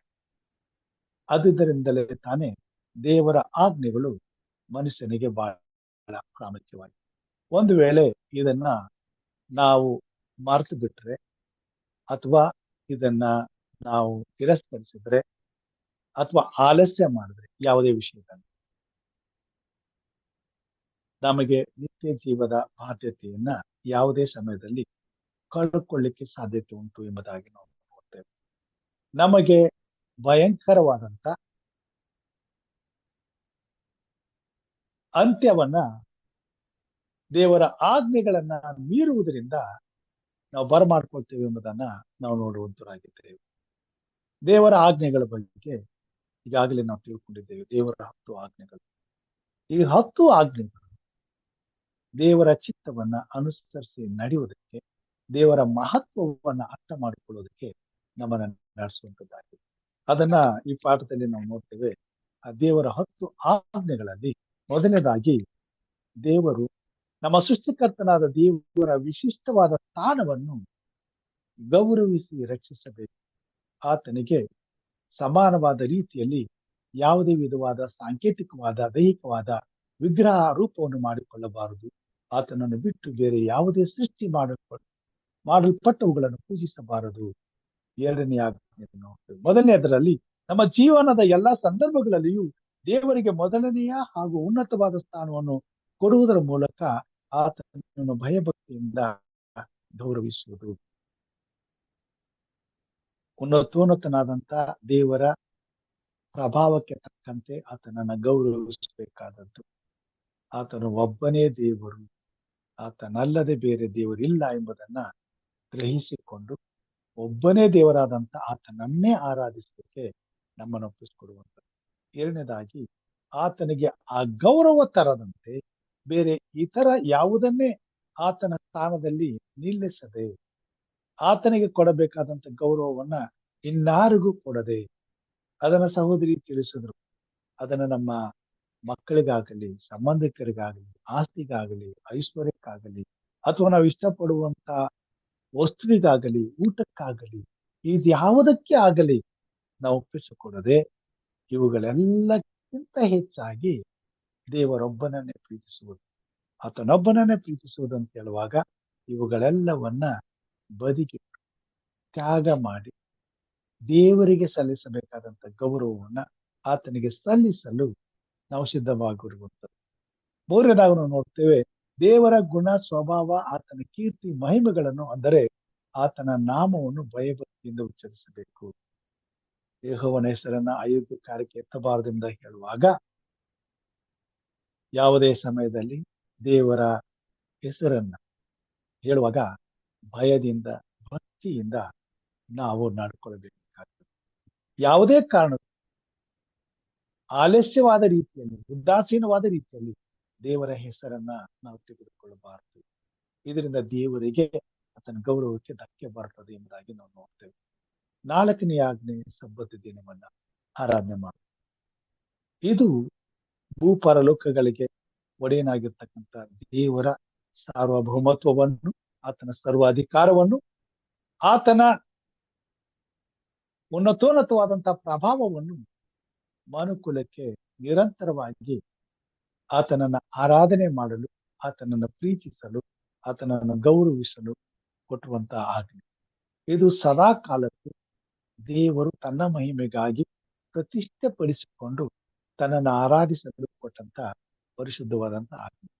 ಸೊ ಇದು ಕೂಡ ದೇವರ ಪರಿಶುದ್ಧತೆಯಲ್ಲಿ ನಾವು ಪಾಲು ಹೊಂದಲು, ಆತನ ಪರಿಶುದ್ಧತೆಯ ಪ್ರಮಾಣವನ್ನ ಮುಟ್ಟಲು ಅತ್ಯಮೂಲ್ಯವಾಗಿ ಕೊಡಲ್ಪಟ್ಟಂತ ಒಂದು ಆಜ್ಞೆಯಾಗಿದೆ. ತಂದೆ ತಾಯಿಗಳನ್ನ ಸನ್ಮಾನಿಸಬೇಕು. ತಂದೆಯಾದ ದೇವರನ್ನ ಸನ್ಮಾನಿಸಿದ ಹಾಗೆ ತಂದೆ ತಾಯಿಗಳನ್ನು ಸಹ ನಾವು ಗೌರವಿಸಬೇಕು, ಕಡೆಗಣಿಸಬಾರದು. ಅವರ ಪ್ರಯಾಸ, ಪರಿಶ್ರಮಕ್ಕೆ ತಕ್ಕಂತ ಘನತೆ, ಗೌರವಗಳನ್ನ ಪ್ರತಿಯೊಬ್ಬ ಮನುಷ್ಯನು ತನ್ನ ತಂದೆ ತಾಯಿಗೆ ಕೊನೆಯ ಉಸಿರಿರುವವರೆಗೂ ಕೊಡಲೇಬೇಕು ಎಂಬುದನ್ನ ನಾವು ನೋಡ್ತೇವೆ. ದೇವರಿಂದ ಸೃಷ್ಟಿಸಲ್ಪಟ್ಟ ಜೀವವನ್ನ ಗೌರವಿಸುವುದು, ನರಹತ್ಯೆ ಮಾಡಬಾರದು ಅಂತ ಹೇಳುವ. ವಿವಾಹದ ಸಂಬಂಧವನ್ನು ಪವಿತ್ರವೆಂದು ಎಣಿಸಬೇಕು. ದೇವರ ಮತ್ತು ದೇವರ ಸಭೆಯ ಸಂಬಂಧವನ್ನ ದಾಂಪತ್ಯದಲ್ಲಿ ದೇವರಿಟ್ಟಿರುವುದರಿಂದ ಆ ಸಂಬಂಧಕ್ಕೆ ಧಕ್ಕೆ ಆಗದಾಗೆ ನಡ್ಕೊಳ್ಬೇಕು ಎಂಬುದನ್ನು ನೋಡ್ತೇವೆ. ಎಂಟನೇದು, ಇತರರ ಆಸ್ತಿಯನ್ನು ನಾವು ಆಶಿಸದೆ ಅದು ಅವರಿಗೆ ಸೇರಿದೆಂದು ಗೌರವಿಸಬೇಕು. ಪ್ರತಿಯೊಬ್ಬರನ್ನ ಕಾಪಾಡುವಂತ ದೇವರು, ಅವರ ಅವಶ್ಯಕತೆಗಳನ್ನ ಪೂರೈಸುವಂತ ದೇವರು, ಅವರವರ ಅಗತ್ಯಕ್ಕೆ ತಕ್ಕಂತೆ ಎಲ್ಲವನ್ನ ಕೊಟ್ಟಿದ್ದಾನೆ, ಕೊಡುವಂತವನಾಗಿದ್ದಾನೆ. ಇತರರ ವಸ್ತು ದೇವರು ಅವರಿಗೆ ಕೊಟ್ಟುವುದರಿಂದ ಅದನ್ನ ಯಾವುದೇ ರೀತಿಯಲ್ಲಿ ನಾವು ಆಶಿಸಿ ಪಡ್ಕೊಳ್ಳಲು, ಯಾವುದೇ ರೀತಿಯಾದಂತ ಕೇಡನ್ನ ಮಾಡಿ ಕಸಿಕೊಳ್ಳುವಂತ ಪ್ರಯತ್ನವನ್ನ ಮಾಡುವಾಗ ಅದು ಪಾಪವಾಗ್ತದೆ ಎಂಬುದಾಗಿ ನಾವು ನೋಡುವಂತರಾಗಿದ್ದೇವೆ. 9ನೇದಾಗಿ ನಾವು ನೋಡ್ತೇವೆ, ಇತರರ ಹೆಸರಿಗೆ ಕಳಂಕ ತರದೆ ಅವರನ್ನು ಮರ್ಯಾದೆಯಿಂದ ಕಾಣಬೇಕು. ದೇವರ ಕೊಟ್ಟಂತ ಅವರ ಸಂಬಂಧದಲ್ಲಿರುವಂತ ಆತನ ಆ ಅಧೀನಕ್ಕೆ ಒಪ್ಪಿಸಿರುವಂತ ಇತರರ ಯಾವುದೇ ವಸ್ತುವನ್ನ ನಾವು ಆಶಿಸದೆ, ಅದನ್ನ ನಾವು ಯಾವತ್ತೂ ಕೂಡ ದೌರ್ಜನ್ಯದಿಂದ ಪಡ್ಕೊಳ್ಳದೆ, ಅವರವರ ಅಗತ್ಯಕ್ಕೆ ದೇವರು ಕೊಟ್ಟಿರುವಂತದ್ದನ್ನ ಅವರ ಪಾಲಿಗೆ ಬಿಟ್ಟು, ಇತರರ ಸಂತೋಷದಲ್ಲಿ ಅವರು ಸಂತೋಷವಾಗಿರುವುದನ್ನ ನೋಡಿ ನಾವು ಕೂಡ ಸಂತೋಷ ಪಡುವಂಥದ್ದು. 10ನೇದಾಗಿ ನಾವು ನೋಡ್ತೇವೆ, ನಮ್ಮ ಗುಣ ಸ್ವಭಾವಕ್ಕೆ ಕೆಟ್ಟ ಹೆಸರು ತರುವಂತ ಸ್ವಾರ್ಥದ ಆಸೆಗಳನ್ನ ತ್ಯಜಿಸಬೇಕು. ನಿಸ್ವಾರ್ಥವಾಗಿ ಬದುಕಬೇಕು. ಇತರರ ಯಾವುದೇ ಸ್ವತ್ತನ್ನ ನಾವು ಆಶಿಸದೆ, ನಮಗಿರುವಂತವುಗಳಲ್ಲಿ ತೃಪ್ತಿಯಿಂದ ನಮಗೆ ಕೊಟ್ಟದಕ್ಕಾಗಿ ದೇವರಿಗೆ ಸ್ತೋತ್ರ ಹೇಳುತ್ತಾ, ಆತನನ್ನ ಘನಪಡಿಸುತ್ತಾ, ದೇವರ ಮಹಿಮೆಗಾಗಿ ಜೀವಿಸುವಂತ ಕಾರ್ಯಗಳನ್ನ ಮಾಡಬೇಕು. ಸೊ ಇದು 10 ಆಜ್ಞೆಗಳ ತಾತ್ಪರ್ಯ ಎಂಬುದಾಗಿ ನೋಡ್ತೇವೆ. ಇದು 10 ಆಜ್ಞೆಗಳು ದೇವರ ಪರಿಶುದ್ಧತೆಯ ಪರಿಪೂರ್ಣತೆಯನ್ನ ಸಾಬೀತು ಮಾಡುವಂತದ್ದಾಗಿದೆ. ಈ 10 ಆಜ್ಞೆಗಳನ್ನ ಕೈಕೊಂಡು ನಡೆಯುವುದರಿಂದ ಆತನ ಪ್ರಸನ್ನತೆಯಲ್ಲಿ ನಾವು ಸೇರಲು ಯೋಗ್ಯರಾಗ್ತೇವೆ. ಹೀಗಿರುವಾಗ ದೇವರ ಕೃಪೆಯಿಂದ ಆತನು ನಮ್ಮ ಎಲ್ಲಾ ಪಾಪಗಳನ್ನ ಕ್ಷಮಿಸಿ ನಮ್ಮನ್ನು ತನ್ನ ಪರಿಶುದ್ಧವಾದಂತ ರಾಜ್ಯಕ್ಕೆ ಆತನ ಕೃಪೆಯಿಂದ ನಮ್ಮನ್ನ ಸೇರಿಸಿಕೊಳ್ಳುವಂತವನಾಗಿದ್ದಾನೆ. ಒಂದ್ ವೇಳೆ ದೇವರು ಕೊಟ್ಟಂತೆ ಆಜ್ಞೆಗಳನ್ನ ನಾವು ಮೀರೋದಾದ್ರೆ ಅದು ನಮ್ಮನ್ನ ದೇವರ ರಾಜ್ಯದಿಂದ ದೂರವಿಡುವಂತದ್ದಾಗಿದೆ. ಯಾಕಂತಂದ್ರೆ ದೇವರ ರಾಜ್ಯಕ್ಕೆ, ದೇವರ ಪ್ರಸನ್ನತೆಗೆ, ಆ ಒಂದು ಪರಿಶುದ್ಧವಾದಂತ ದೇವರ ಉನ್ನತೋನ್ನತವಾದಂತ ಆತನ ಸನ್ನಿಧಾನಕ್ಕೆ ನಮ್ಮನ್ನ ನಾವು ಅಯೋಗ್ಯರನ್ನಾಗಿ ಮಾಡಿಕೊಳ್ತೇವೆ. ಆ ಪರಿಪೂರ್ಣತೆಯ ಪ್ರಮಾಣವನ್ನ ಮುಟ್ಟಲು ನಾವು ಸಮರ್ಥರಿಲ್ಲದಾಗಿ ಹೋಗ್ತೇವೆ. ಆದುದರಿಂದ ನಾವು ದೇವರ ರಾಜ್ಯವನ್ನ, ಪರಲೋಕವನ್ನ ಕಳ್ಕೊಳ್ತೇವೆ. ದೇವರ ಈ 10 ಆಜ್ಞೆಗಳು ನಮಗೆ ಒಂದೊಂದು ವಾಗ್ದಾನಗಳು ಎಂಬುದಾಗಿ ಅವರು ತಿಳಿಸ್ಕೊಡ್ತಾರೆ. ಒಂದೊಂದು ಆಜ್ಞೆಗಳಲ್ಲಿಯೂ ಒಂದೊಂದು ವಾಗ್ದಾನವಿದೆ. ಒಂದೊಂದು ವಾಗ್ದಾನಗಳನ್ನು ಕೈಕೊಂಡು ಇಡುವಾಗ ದೇವರ ಎಲ್ಲ ವಾಗ್ದಾನಗಳು ನಮಗೆ ಒದಗಿ ಬರುವಂತವುಗಳಾಗಿವೆ. ಆದುದರಿಂದ ಹೇಗೆ ಒಬ್ಬ ವ್ಯಕ್ತಿ ತಾನು ಕೆಲಸ ಮಾಡುವಾಗ ತನಗೆ ಕೂಲಿ ದೊರೆಯುತ್ತದೆ ಎಂಬುದಾಗಿ ಆಸಕ್ತಿಯಿಂದ ಆ ಕೆಲಸವನ್ನ ಭಕ್ತಿಯಿಂದ ಮತ್ತು ಭಯದಿಂದ ಮಾಡ್ತಾನೋ, ಮತ್ತು ಹಾಗೆ ಮಾಡುವುದರ ಮುಖಾಂತರವಾಗಿ ಆ ದೊರಕುವ ಕೂಲಿಗೆ ಆತನು ಯೋಗ್ಯನಾಗಿ ದುಡಿತಾನೋ, ಅದಕ್ಕೆ ತಕ್ಕಂತ ಪ್ರತಿಫಲವು ಹೇಗೆ ಆತನಿಗೆ ಸಿಗುತ್ತದೋ, ಅದೇ ರೀತಿ ದೇವರ ಪರಿಶುದ್ಧವಾದ ಆಜ್ಞೆಗಳನ್ನ ಕೈಕೊಂಡು ನಡೆಯುವಾಗ ಅದಕ್ಕೆ ತಕ್ಕಂತ ಪ್ರತಿಫಲವನ್ನ ದೇವರಿಂದ ನಾವು ಪಡ್ಕೊಳ್ತೇವೆ. ಇದು ದೇವರು ನಮಗೆ ಮಾಡುವಂತ ವಾಗ್ದಾನ. ಆದುದರಿಂದ ದೇವರ 10 ಆಜ್ಞೆಗಳು ಮಾನವರಿಗೆ ನಿತ್ಯ ಜೀವಕ್ಕೆ ನಮ್ಮನ್ನ ನಡೆಸಿಕೊಂಡು ಹೋಗಲು ದೇವರು ಕೊಟ್ಟಿರುವಂತ ಉನ್ನತವಾದಂತ ವಾಗ್ದಾನಗಳಾಗಿವೆ. ಈ 10 ಆಜ್ಞೆಗಳು ಮಾನವನ ರಕ್ಷಣೆಯಲ್ಲಿ ಬಹಳ ಪ್ರಾಮುಖ್ಯತೆಯನ್ನ ಹೊಂದಿರುವಂತದ್ದಾಗಿದೆ. ಈ 10 ಆಜ್ಞೆಗಳು ದೇವರ ಪರಲೋಕದ ಸರ್ಕಾರದ ಅಸ್ಥಿವಾರವಾಗಿರುವುದರಿಂದ ಈ 10 ಆಜ್ಞೆಗಳಲ್ಲಿ ನಾವು ಪರಿಪೂರ್ಣರಾಗಿ ಜಯಶಾಲಿಗಳಾದಾಗ, ಆತ್ಮಿಕವಾಗಿ ಪರಿಪೂರ್ಣವಾಗಿ ದೇವರನ್ನ ಮಹಿಮೆ ಪಡಿಸಲು ಜೀವಿಸುವಾಗ, ದೇವರ ಕೃಪೆಯಿಂದ ಆತನ ಸನ್ನಿಧಾನಕ್ಕೆ ನಾವು ಯೋಗ್ಯರಾಗಿ ಸಿದ್ಧರಾಗಿ ಆತನ ಬರೋಣಕ್ಕೆ ನಾವು ಸಿದ್ಧರಾಗಿರ್ಲಿಕ್ಕೆ ಸಾಧ್ಯ. ದೇವರು ಮಹೋನ್ನತನು, ಮಹಾಪರಿಶುದ್ಧನು, ಯಾರೂ ಕಾಣದಂತ ಅಗಮ್ಯ ಸ್ಥಳದಲ್ಲಿ ವಾಸ ಮಾಡುವಾತನು ಹಾಗೂ ಅತಿಶಯವಾದ ವ್ಯಕ್ತಿತ್ವವುಳ್ಳವನು ಆಗಿದ್ದಾನೆ. ಈ ಕಾರಣದಿಂದ ನಾವು ಆತನ ಸೇವೆ ಮಾಡುವಾಗ ಹಾಗೂ ಆರಾಧಿಸುವಾಗ ಅತ್ಯಂತ ಭಯಭಕ್ತಿಯುಳ್ಳವರಾಗಿರಬೇಕು. ದೇವರ ಅದ್ಭುತವಾದ ಮಹಿಮೆಯನ್ನು ನೋಡಿದಾಗ ನಮ್ಮೆಲ್ಲ ಅಹಂಕಾರವನ್ನು ಬಿಟ್ಟು ನಮ್ಮ ಹೃದಯಗಳನ್ನು ತಗ್ಗಿಸಿಕೊಂಡು ಕೃತಜ್ಞತೆ ಸಲ್ಲಿಸಬೇಕು. ದೇವರ ಪರಿಶುದ್ಧತೆಯನ್ನು ಹೆಚ್ಚು ಅರ್ಥ ಮಾಡಿಕೊಂಡಷ್ಟು ನಮ್ಮ ಜೀವನವು ಎಷ್ಟೊಂದು ದೋಷಪೂರಿತವು, ಅಪರಿಪೂರ್ಣವೂ ಆಗಿದೆ ಎಂಬುದನ್ನು ನಾವು ತಿಳಿದುಕೊಳ್ಳುತ್ತೇವೆ. ಆಗ ನಾವು ನಮ್ಮ ಆತ್ಮಿಕ ನೀರಡಿಕೆಯನ್ನು ತೀರಿಸುವ ಜೀವಜಲದ ಬುಗ್ಗಿಯಾದ ಕ್ರಿಸ್ತನ ಬಳಿಗೆ ಬರುತ್ತೇವೆ. ಹಾಗೂ ಆತನಲ್ಲಿ ನಾವು ನೂತನ ಸೃಷ್ಟಿಯಾಗಬೇಕೆಂದು ಮತ್ತು ಆತನಲ್ಲಿದ್ದ ಮನಸ್ಸು ನಮ್ಮಲ್ಲಿಯೂ ಇರಬೇಕೆಂದು ಅಪೇಕ್ಷಿಸುತ್ತೇವೆ. ನಾವು ಕ್ರಿಸ್ತನಿಗೂ ಮತ್ತು ಆತನ ಪರಿಶುದ್ಧವಾದ ಆಜ್ಞೆಗಳಿಗೂ ವ್ಯತಿರಿಕ್ತವಾಗಿದ್ದೇವೆಂದು ಅರಿತಾಗ ಆತನ ಮೇಲೆ ಸಂಪೂರ್ಣವಾಗಿ ಆತುಕೊಳ್ಳುತ್ತೇವೆ. ಅದೇ ಸಮಯದಲ್ಲಿ ಪಾಪಿಗಳಾದ ನಾವು ದೇವರನ್ನು, ನಮ್ಮ ರಕ್ಷಕನ್ನು ಹಾಗೂ ರಾಜಾದಿರಾಜನು ಆಗಿದ್ದಾನೆಂದು ನಮ್ರತೆಯಿಂದ ಅಂಗೀಕರಿಸಿಕೊಂಡಾಗ ಆತನ ಆಜ್ಞೆಗಳನ್ನು ಕೈಕೊಳ್ಳುವುದು ಕಷ್ಟವಾಗುವುದಿಲ್ಲವೆಂದು ಯೇಸು ಕ್ರಿಸ್ತನು ಸ್ಪಷ್ಟವಾಗಿ ತಿಳಿಸಿದ್ದಾನೆ. ಮತ್ತಾಯ ಬರೆದಂತ ಸುವಾರ್ತೆ 11:28-30 ಎಲೆ ಕಷ್ಟಪಡುವವರೇ ಹೊರೆ ಹೊತ್ತವರೇ ನೀವೆಲ್ಲರೂ ನನ್ನ ಬಳಿಗೆ ಬಂದಿರಿ, ನಾನು ನಿಮಗೆ ವಿಶ್ರಾಂತಿ ಕೊಡುವೆನು. ದೈವಿಕವಾದ ಈ 10 ಆಜ್ಞೆಗಳು ಯುಗ ಯುಗಾಂತರಗಳವರೆಗೂ ಸ್ಥಿರವಾಗಿರುತ್ತವೆಂದು ಕ್ರಿಸ್ತನು ಸರಳವಾಗಿ ಹೇಳಿದ್ದಾನೆ. ದೇವರು ತನ್ನ ರಕ್ಷಣೆಯನ್ನು ನಮಗೆ ಉಚಿತಾರ್ಥವಾಗಿ ನೀಡಿದ ಕಾರಣದಿಂದ ನಾವು ಆತನ ಆಜ್ಞೆಗಳನ್ನು ಕೃತಜ್ಞತೆಯಿಂದಲೂ ಹಾಗೂ ಪ್ರೀತಿಯಿಂದಲೂ ಕೈಕೊಂಡು ನಡೆಯಬೇಕು. ಆಗ ನಾವು ಆತನೊಂದಿಗಿನ ಆತ್ಮಿಕ ಸಂಬಂಧವನ್ನು ಪರಿಪೂರ್ಣವಾಗಿ ಅನುಭವಿಸುತ್ತೇವೆ. ಆಜ್ಞೆಗಳನ್ನು ಮೀರಿ ನಡೆದಾಗ ಅದರಿಂದ ನಮಗೆ ವೇದನೆ ಮತ್ತು ಕಷ್ಟ ನಷ್ಟಗಳು ಸಂಭವಿಸುವುದು ಖಂಡಿತ. ಆದುದರಿಂದ ಕ್ರಿಸ್ತನಲ್ಲಿ ನಮಗೆ ರಕ್ಷಣೆ ದೊರೆಯುತ್ತದೆ ಎಂಬ ಭರವಸೆಯಲ್ಲಿ ಸಂಪೂರ್ಣವಾಗಿ ಆನಂದಿಸುತ್ತೇವೆ. ಆದರೆ 10 ಆಜ್ಞೆಗಳನ್ನು ಅನುಸರಿಸಿ ನಡೆಯುವುದರಿಂದ ನಮಗೆ ಎಂದು ರಕ್ಷಣೆ ದೊರೆಯುವುದಿಲ್ಲ. ಬದಲಾಗಿ ಕ್ರಿಸ್ತನಲ್ಲಿ ನಂಬಿಕೆ ಇಡುವುದರಿಂದ ಕೃಪೆಯ ಮೂಲಕ ಮಾತ್ರ ನಮಗೆ ರಕ್ಷಣೆ ಎಂಬುದನ್ನ ನೆನಪಿನಲ್ಲಿಡಬೇಕು. ಈ ವಿಷಯವನ್ನ ಈ ಪಾಠದಲ್ಲಿ ಅವರು ಸಾರಿ ಹೇಳಿದರು. ಆಜ್ಞೆಗಳಿಂದ ನಮಗೆ ರಕ್ಷಣೆ ಸಿಗುವುದಿಲ್ಲ, ಆದರೆ ಯೇಸು ಕ್ರಿಸ್ತನನ್ನ ನಂಬುವುದರ ಮುಖಾಂತರವಾಗಿ ಮಾತ್ರ ರಕ್ಷಣೆ ಸಿಗುತ್ತದೆ. ಆಜ್ಞೆಗಳು ನಮ್ಮನ್ನ ಕ್ರಿಸ್ತನ ಬಳಿಗೆ ನಡೆಸುತ್ತದೆ. ಕ್ರಿಸ್ತನ ಪರಿಪೂರ್ಣತೆಯನ್ನ ನಮಗೆ ಪರಿಚಯ ಮಾಡಿಕೊಳ್ತದೆ. ಆ ಪರಿಪೂರ್ಣತೆಯನ್ನ ಪಡ್ಕೊಳ್ಬೇಕಾದ್ರೆ ಆಜ್ಞೆಗಳನ್ನ ಕೈಕೊಂಡು ನಡೆಯಲು ಬೇಕಾದಂತ ಸಾಮರ್ಥ್ಯವನ್ನ, ಶಕ್ತಿಯನ್ನ, ಬಲವನ್ನ ಕ್ರಿಸ್ತನು ನಮಗೆ ಕೊಡುವಂತನಾಗಿದ್ದಾನೆ. ಅದು ಆತನ ಕೃಪೆ. ಈ ಆಜ್ಞೆಗಳನ್ನ ಕೈಕೊಂಡು ನಡೆಯಲು ಬೇಕಾದಂತ ಸಾಮರ್ಥ್ಯವನ್ನ ಕ್ರಿಸ್ತನಿಂದಲೇ ನಾವು ಪಡೆದುಕೊಳ್ಬೇಕಾಗ್ತದೆ.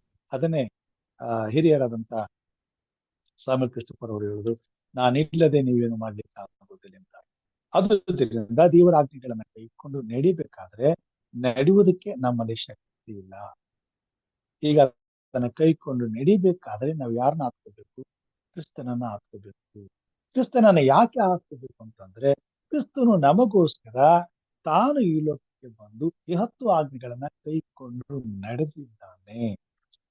ಹೀಗಿರುವುದರಿಂದ ದೇವರ 10 ಆಜ್ಞೆಗಳನ್ನ ಕೈಕೊಂಡು ದೇವರನ್ನ ಘನಪಡಿಸುವಂತ ಸಾಮರ್ಥ್ಯ ಆತನಲ್ಲಿ ಮಾತ್ರ ಇದೆ. ಅದಕ್ಕಾಗಿಯೇ ಈ ಭೂಮಿ ಮೇಲೆ ಪ್ರತಿಯೊಬ್ಬ ಮನುಷ್ಯನು ತಾನು ದೇವರ ಪರಿಶುದ್ಧತೆಯಲ್ಲಿ ಪರಿಪೂರ್ಣನಾಗಬೇಕಾದ್ರೆ ಯೇಸು ಕ್ರಿಸ್ತನನ್ನೇ ಅವಲಂಬಿಸಬೇಕಾಗಿದೆ. ಅದಕ್ಕಾಗಿಯೇ ಬರಬೇಕಾದಂತ ರಕ್ಷಣೆಯು ಇನ್ನಾರಲ್ಲಿಯೂ ಇಲ್ಲ, ಯಾವ ಹೆಸರಲ್ಲಿಯೂ ಇಲ್ಲ, ಕ್ರಿಸ್ತನಿಂದ ಮಾತ್ರ ಸಾಧ್ಯ ಎಂಬುದಾಗಿ ಪೌಲನು ಬರೀತಾರೆ. ಸೊ ಯೇಸು ಕ್ರಿಸ್ತನ ಮುಖಾಂತರವೇ ನಾವು ದೇವರ ಈ 10 ಆಜ್ಞೆಗಳನ್ನ ಕೈಕೊಂಡು ನಡಿಲಿಕ್ಕೆ ಸಾಧ್ಯವಾಗಿರುವುದರಿಂದ, ಈ 10 ಆಜ್ಞೆಗಳನ್ನ ಕೈಕೊಂಡು ನಡೆಯುವುದರಿಂದ ಪರಿಪೂರ್ಣತೆಯ ಮಟ್ಟವನ್ನು ಮುಟ್ಟಲಿಕ್ಕೆ ಸಾಧ್ಯ ಆಗಿರುವುದರಿಂದ ದೇವರ ಆಜ್ಞೆಗಳನ್ನ ಕೈಕೊಂಡು ನಡೆಯಬೇಕಾದಂತ ಶಕ್ತಿಯನ್ನ ದೇವರು ಕೃಪೆಯಿಂದಲೇ ನಮಗೆ ಕೊಡುವಂತನಾಗಿದ್ದಾನೆ. ಹೇಗೆ? ದೇವರ ಆಜ್ಞೆಗಳನ್ನ ಕೈಕೊಂಡು ನಡೆಯುವಂತ ಮನಸ್ಸನ್ನು ನಾವು ಒಪ್ಪಿಸಿಕೊಟ್ಟಾಗ, ಆತನನ್ನ ಪ್ರೀತಿಸುವಂತ ಮನಸ್ಸನ್ನ ನಾವು ಹೊಂದಿದಾಗ, ಆತನನ್ನ ಪ್ರೀತಿಸುವಂತ ಆ ಒಂದು ಮನಸ್ಸಿನ ಆ ಪರಿಶುದ್ಧವಾದಂತ ಭಾವನೆಗಳನ್ನ ನಾವು ವ್ಯಕ್ತಪಡಿಸಿದಾಗ, ಆತನ ಆಜ್ಞೆಗಳನ್ನ ಸಂತೋಷದಿಂದ ಅಂಗೀಕಾರ ಮಾಡಿಕೊಂಡಾಗ, ಆತನ ಇಚ್ಛೆಯನ್ನ, ಆತನ ಚಿತ್ತವನ್ನ ಅರ್ಥ ಮಾಡಿಕೊಂಡಾಗ, ಆತನ ಚಿತ್ತಕ್ಕೆ ವಿಧೇಯರಾಗಲು ನಮ್ಮ ಮನಸ್ಸನ್ನು ಒಪ್ಪಿಸಿಕೊಟ್ಟಾಗ, ಆತನ ಕೃಪೆಯಿಂದ ಆ ಪ್ರತಿಯೊಂದು ಆಜ್ಞೆಗಳನ್ನ ಕೈಕೊಂಡು ನಡೆಯಲು ಬೇಕಾದಂತ ಬಲವನ್ನ ತನ್ನ ಆತ್ಮನ ಮುಖಾಂತರವಾಗಿ ನಮಗೆ ಕೊಡುವಂತನಾಗಿದ್ದಾನೆ. ಆದುದರಿಂದಲೇ ದೇವರ ಪರಿಶುದ್ಧವಾದಂತ ಆಜ್ಞೆಗಳನ್ನ ಕೈಕೊಂಡು ನಡಿಬೇಕಾದ್ರೆ ದಿನಾಲು ನಾವು ಆತನನ್ನ ಆತುಕೊಂಡು ಜೀವಿಸಬೇಕಾಗಿದೆ. ಕ್ರಿಸ್ತನಿಲ್ಲದೆ ನಿತ್ಯ ಜೀವವನ್ನು ಪಡೆಯಲಿಕ್ಕೆ ಸಾಧ್ಯವಿಲ್ಲ. ಕ್ರಿಸ್ತನ ಬಲದಿಂದ ಮಾತ್ರ ನಿತ್ಯ ಜೀವನ ಪಡಲಿಕ್ಕೆ ಸಾಧ್ಯ. ಆ ಬಲವು ಯೇಸು ಕ್ರಿಸ್ತನ ಕೃಪೆಯಿಂದಲೇ ನಮಗೆ ಸಿಗುವಂತದ್ದಾಗಿದೆ.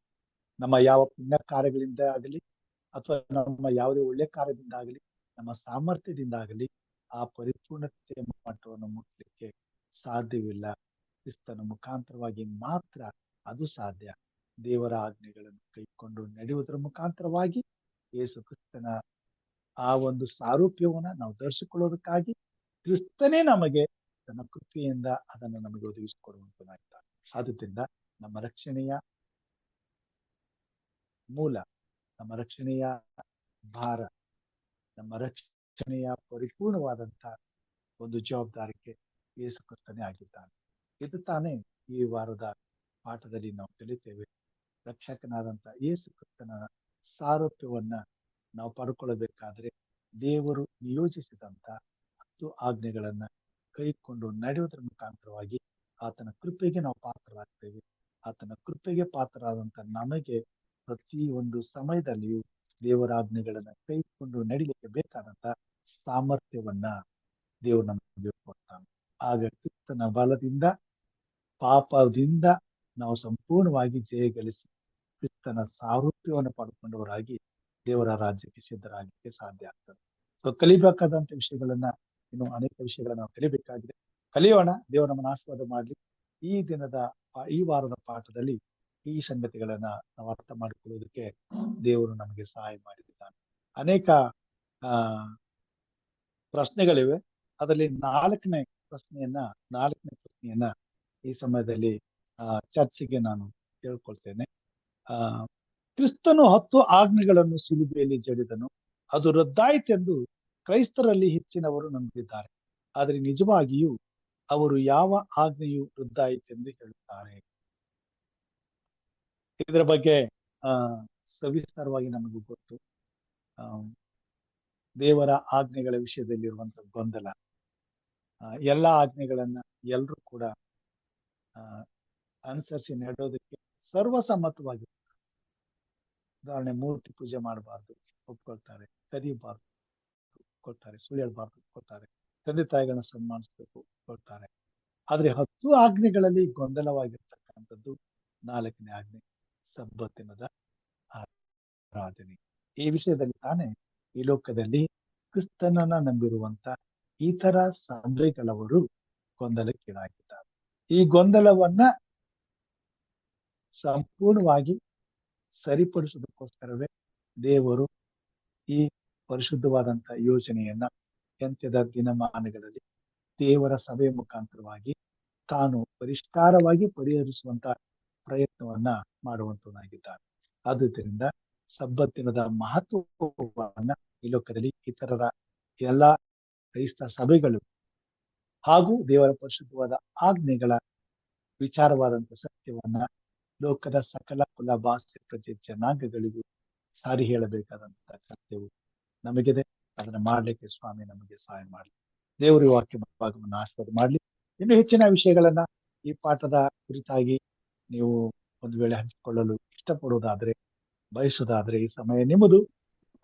ಈ ಸಮಯದಲ್ಲಿ ಪ್ರಶ್ನೆಗಳಿದ್ರೆ ಕೇಳಬಹುದು, ಅಥವಾ ತಿಳಿಸಬೇಕಾದಂತ ವಿಷಯಗಳಿದ್ರೆ ಹಂಚಿಕೊಳ್ಳಬೇಕೆಂಬುದಾಗಿ ಕೇಳ್ಕೊಳ್ತೇನೆ. ಹೇಳಿ. ಇನ್ನೊಂದು ವಿಚಾರ, ಮೋಸ್ಟ್ಲಿ ಅದನ್ನ ಹೇಳಿದ್ರ ಗೊತ್ತಿಲ್ಲ, ನಾನು ಅದನ್ನ ಕಂಡು ಬರ್ಲಿಲ್ಲ. ಅದೇನಂದ್ರೆ, ದೇವರು ದಶಾಜ್ಞೆಯನ್ನ ಸೀನಾಯಿ ಬೆಟ್ಟದಲ್ಲಿ ಅದನ್ನ ಲಿಖಿತ ರೂಪದಲ್ಲಿ ಕೊಡೋದಕ್ಕೂ ಮೊದಲೇ ಅದು ಆಚರಣೆಯಲ್ಲೇ ಇತ್ತು ಅಂತ ನೋಡ್ತೇವೆ. ಸೊ ಆದ್ದರಿಂದ ಅದಕ್ಕೆ ಕೊನೆ ಇಲ್ಲ. ಅದು ಈ ಭೂಮಿ ಯಾವಾಗ ಸೃಷ್ಟಿಯಾಗಿದೆಯೋ ಅಲ್ಲಿಂದನೂ ಕೂಡ ಆ ಆಜ್ಞೆಗಳು ರೂಪದಲ್ಲಿ, ಅಂದ್ರೆ ಆಜ್ಞೆಗಳು ಇದ್ವು, ಆದ್ರೆ ಅದು ಲಿಖಿತ ರೂಪದಲ್ಲಿ ಇರ್ಲಿಲ್ಲ. ಆದ್ರೆ ದೇವರು ಸೀನಾಯಿ ಬೆಟ್ಟದ ಮೇಲೆ, ಯಾಕಂದ್ರೆ ಇವರು ಜಲ್ದಿ ಮರೆತು ಬಿಡ್ತಾರೆ ಅಥವಾ ಅದು ಅಳೆದು ಹೋಗ್ಬಾರ್ದು ಅನ್ನೋದಕ್ಕೆ ನೋಡಿ, ಏನು ಈ ಪಾಳೆ ಗರಿ ಮೇಲೆ ಬರೀಲಿಲ್ಲ ಅಥವಾ ಪುಸ್ತಕದಲ್ಲಿ ಬರೀಲಿಲ್ಲ, ಅದನ್ನ ಕಲ್ಲಿನ ಮೇಲೆ ಕೆತ್ತಿದ್ರು. ಸೊ ಕಲ್ಲಿನ ಮೇಲೆ ಕೆತ್ಕೊಟ್ಟಿದ್ದಾನೆ ಅಂತ ಹೇಳಿದ್ರೆ ಅದು ಕಲ್ಲು ಎಷ್ಟುವರೆಗೂ ಇರ್ತದೋ ಅಲ್ಲಿವರೆಗೂ ಆ ಆಜ್ಞೆಗಳು ಇರ್ತದಂತ. ಕಲ್ಲು ಅಳೆದು ಹೋಗೋದಿಲ್ಲ.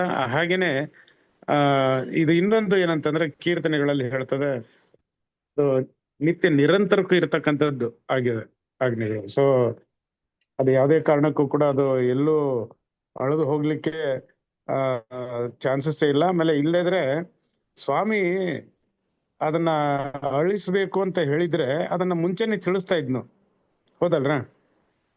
ಸೊ ಮುಂಚೆ ಯಾವ್ದಾದ್ರು ಒಂದು ಸೂಚನೆ ಮುಖಾಂತರವಾಗಿ ತಿಳಿಸ್ ಹೋಗ್ತಿದ್ನು. ಈಗ ಸೋದಮ್ ಗೊಮೋರ ಪಟ್ಟಣ ಇರೋದಿಲ್ಲ ಅಂತ ಹೇಳಿದ್ನು, ಸುಟ್ಟಾಕ್ತಿವಿ ಅಂತ ಹೇಳಿದ್ನು. ಸೊ ಅದು ಹೋಯ್ತು. ಆಮೇಲೆ ಕೆಲವು ನಿರ್ವಂಶ ಆಗ್ತದೆ ಅಂತ ಹೇಳಿದ್ರು, ಹೋಯ್ತು. ಸೊ ಯಾವಾಗ್ಲೂ ಕೂಡ ದೇವರು ಮೊದಲನೇ ಹೇಳಿರ್ತಾನೆ. ಬಟ್ ಈ ಆಜ್ಞೆಗಳ ಬಗ್ಗೆ ಎಲ್ಲೂ ಕೂಡ ಅದನ್ನು ತೆಗೆದು ಹಾಕ್ತಾನೆ ಅಥವಾ ಅದನ್ನು ಬದಲು ಮಾಡ್ತಾನೆ. ಇವತ್ತು ಎಷ್ಟೋ ಜನ ಕ್ರೈಸ್ತರಲ್ಲಿ ಏನಾಗಿದೆ ಅಂದ್ರೆ ಬದಲು ಮಾಡಿದ್ದಾರೆ ಅಥವಾ ತೆಗೆದುಹಾಕಿದ್ದಾರೆ. ಇಂಥ ಪದಗಳು ಬಹಳಷ್ಟು ಉಪಯೋಗ ಆಗ್ತಾ ಇದೆ. ಆದ್ರೆ ದೇವರು ಎಲ್ಲೂ ಕೂಡ ಕಾರ್ಯವನ್ನ ಮಾಡಿಲ್ಲ, ಮಾಡೋದು ಇಲ್ಲ. ಯಾಕಂದ್ರೆ ಇಬ್ರಿಯರಿಗೆ ಬರೆದಂತ ಗ್ರಂಥದ ಪ್ರಕಾರವಾಗಿ 13ನೇ ಅಧ್ಯಾಯ ವಚನ 8 ಕಾಣಿಸುತ್ತೆ, ಆತನು ನಿತ್ಯ ನಿರಂತರಕ್ಕೂ ಇರ್ತಕ್ಕಂಥ ದೇವರಾಗಿದ್ದಾನೆ, ಬದಲಾಗ್ತಕ್ಕಂಥ ದೇವರಲ್ಲ. ಸೊ ಹಾಗಾಗಿ ಆತನ ಆಜ್ಞೆಗಳು ಕೂಡ ಬದಲಾಗೋದಿಲ್ಲ. ಅಲ್ಲಿ ಒಂದು ಮಾತು ಹೇಳಿ ಇನ್ನೊಂದು ಕಡೆಗೆ ಇನ್ನೊಂದು ಮಾತು ಹೇಳಿ ಇಲ್ವೇ ಇಲ್ಲ. ಅದು ಆ ಒಂದು ಸಂದರ್ಭಗಳು ನಾವು ಎಲ್ಲೂ ಕೂಡ ಸತ್ಯವೇದದಲ್ಲಿ ಕಾಣೋದಿಲ್ಲ, ಅದು ಚಾನ್ಸಸ್ ಇಲ್ಲ. Thank you pastor. ದೇವರ ಆಜ್ಞೆಗಳು ನಿರಂತರವಾದದ್ದು ಎಂಬುದನ್ನ ನಾವು ಅರ್ಥ ಮಾಡ್ಕೊಳ್ಬೇಕಾಗಿ ಹೇಳಿ. ಆಮೇಲೆ ಇದು ಎಕ್ಸಡಸ್ ಇದು ಒಂದು ಕ್ವಶನ್ ಕೇಳಿದಾರ ಸೈಬರ್ ಸ್ಕೂಲ್ ಲೆಸನ್ ಅಲ್ಲಿ. Today in our church and church life where is there a similar sense of reverence and awe before God or have we somehow slowly lost it? ಯಾಕಂದ್ರೆ when Moses went up on the Mount Sinai there was lightning and thundering on Mount Sinai. There was fire also.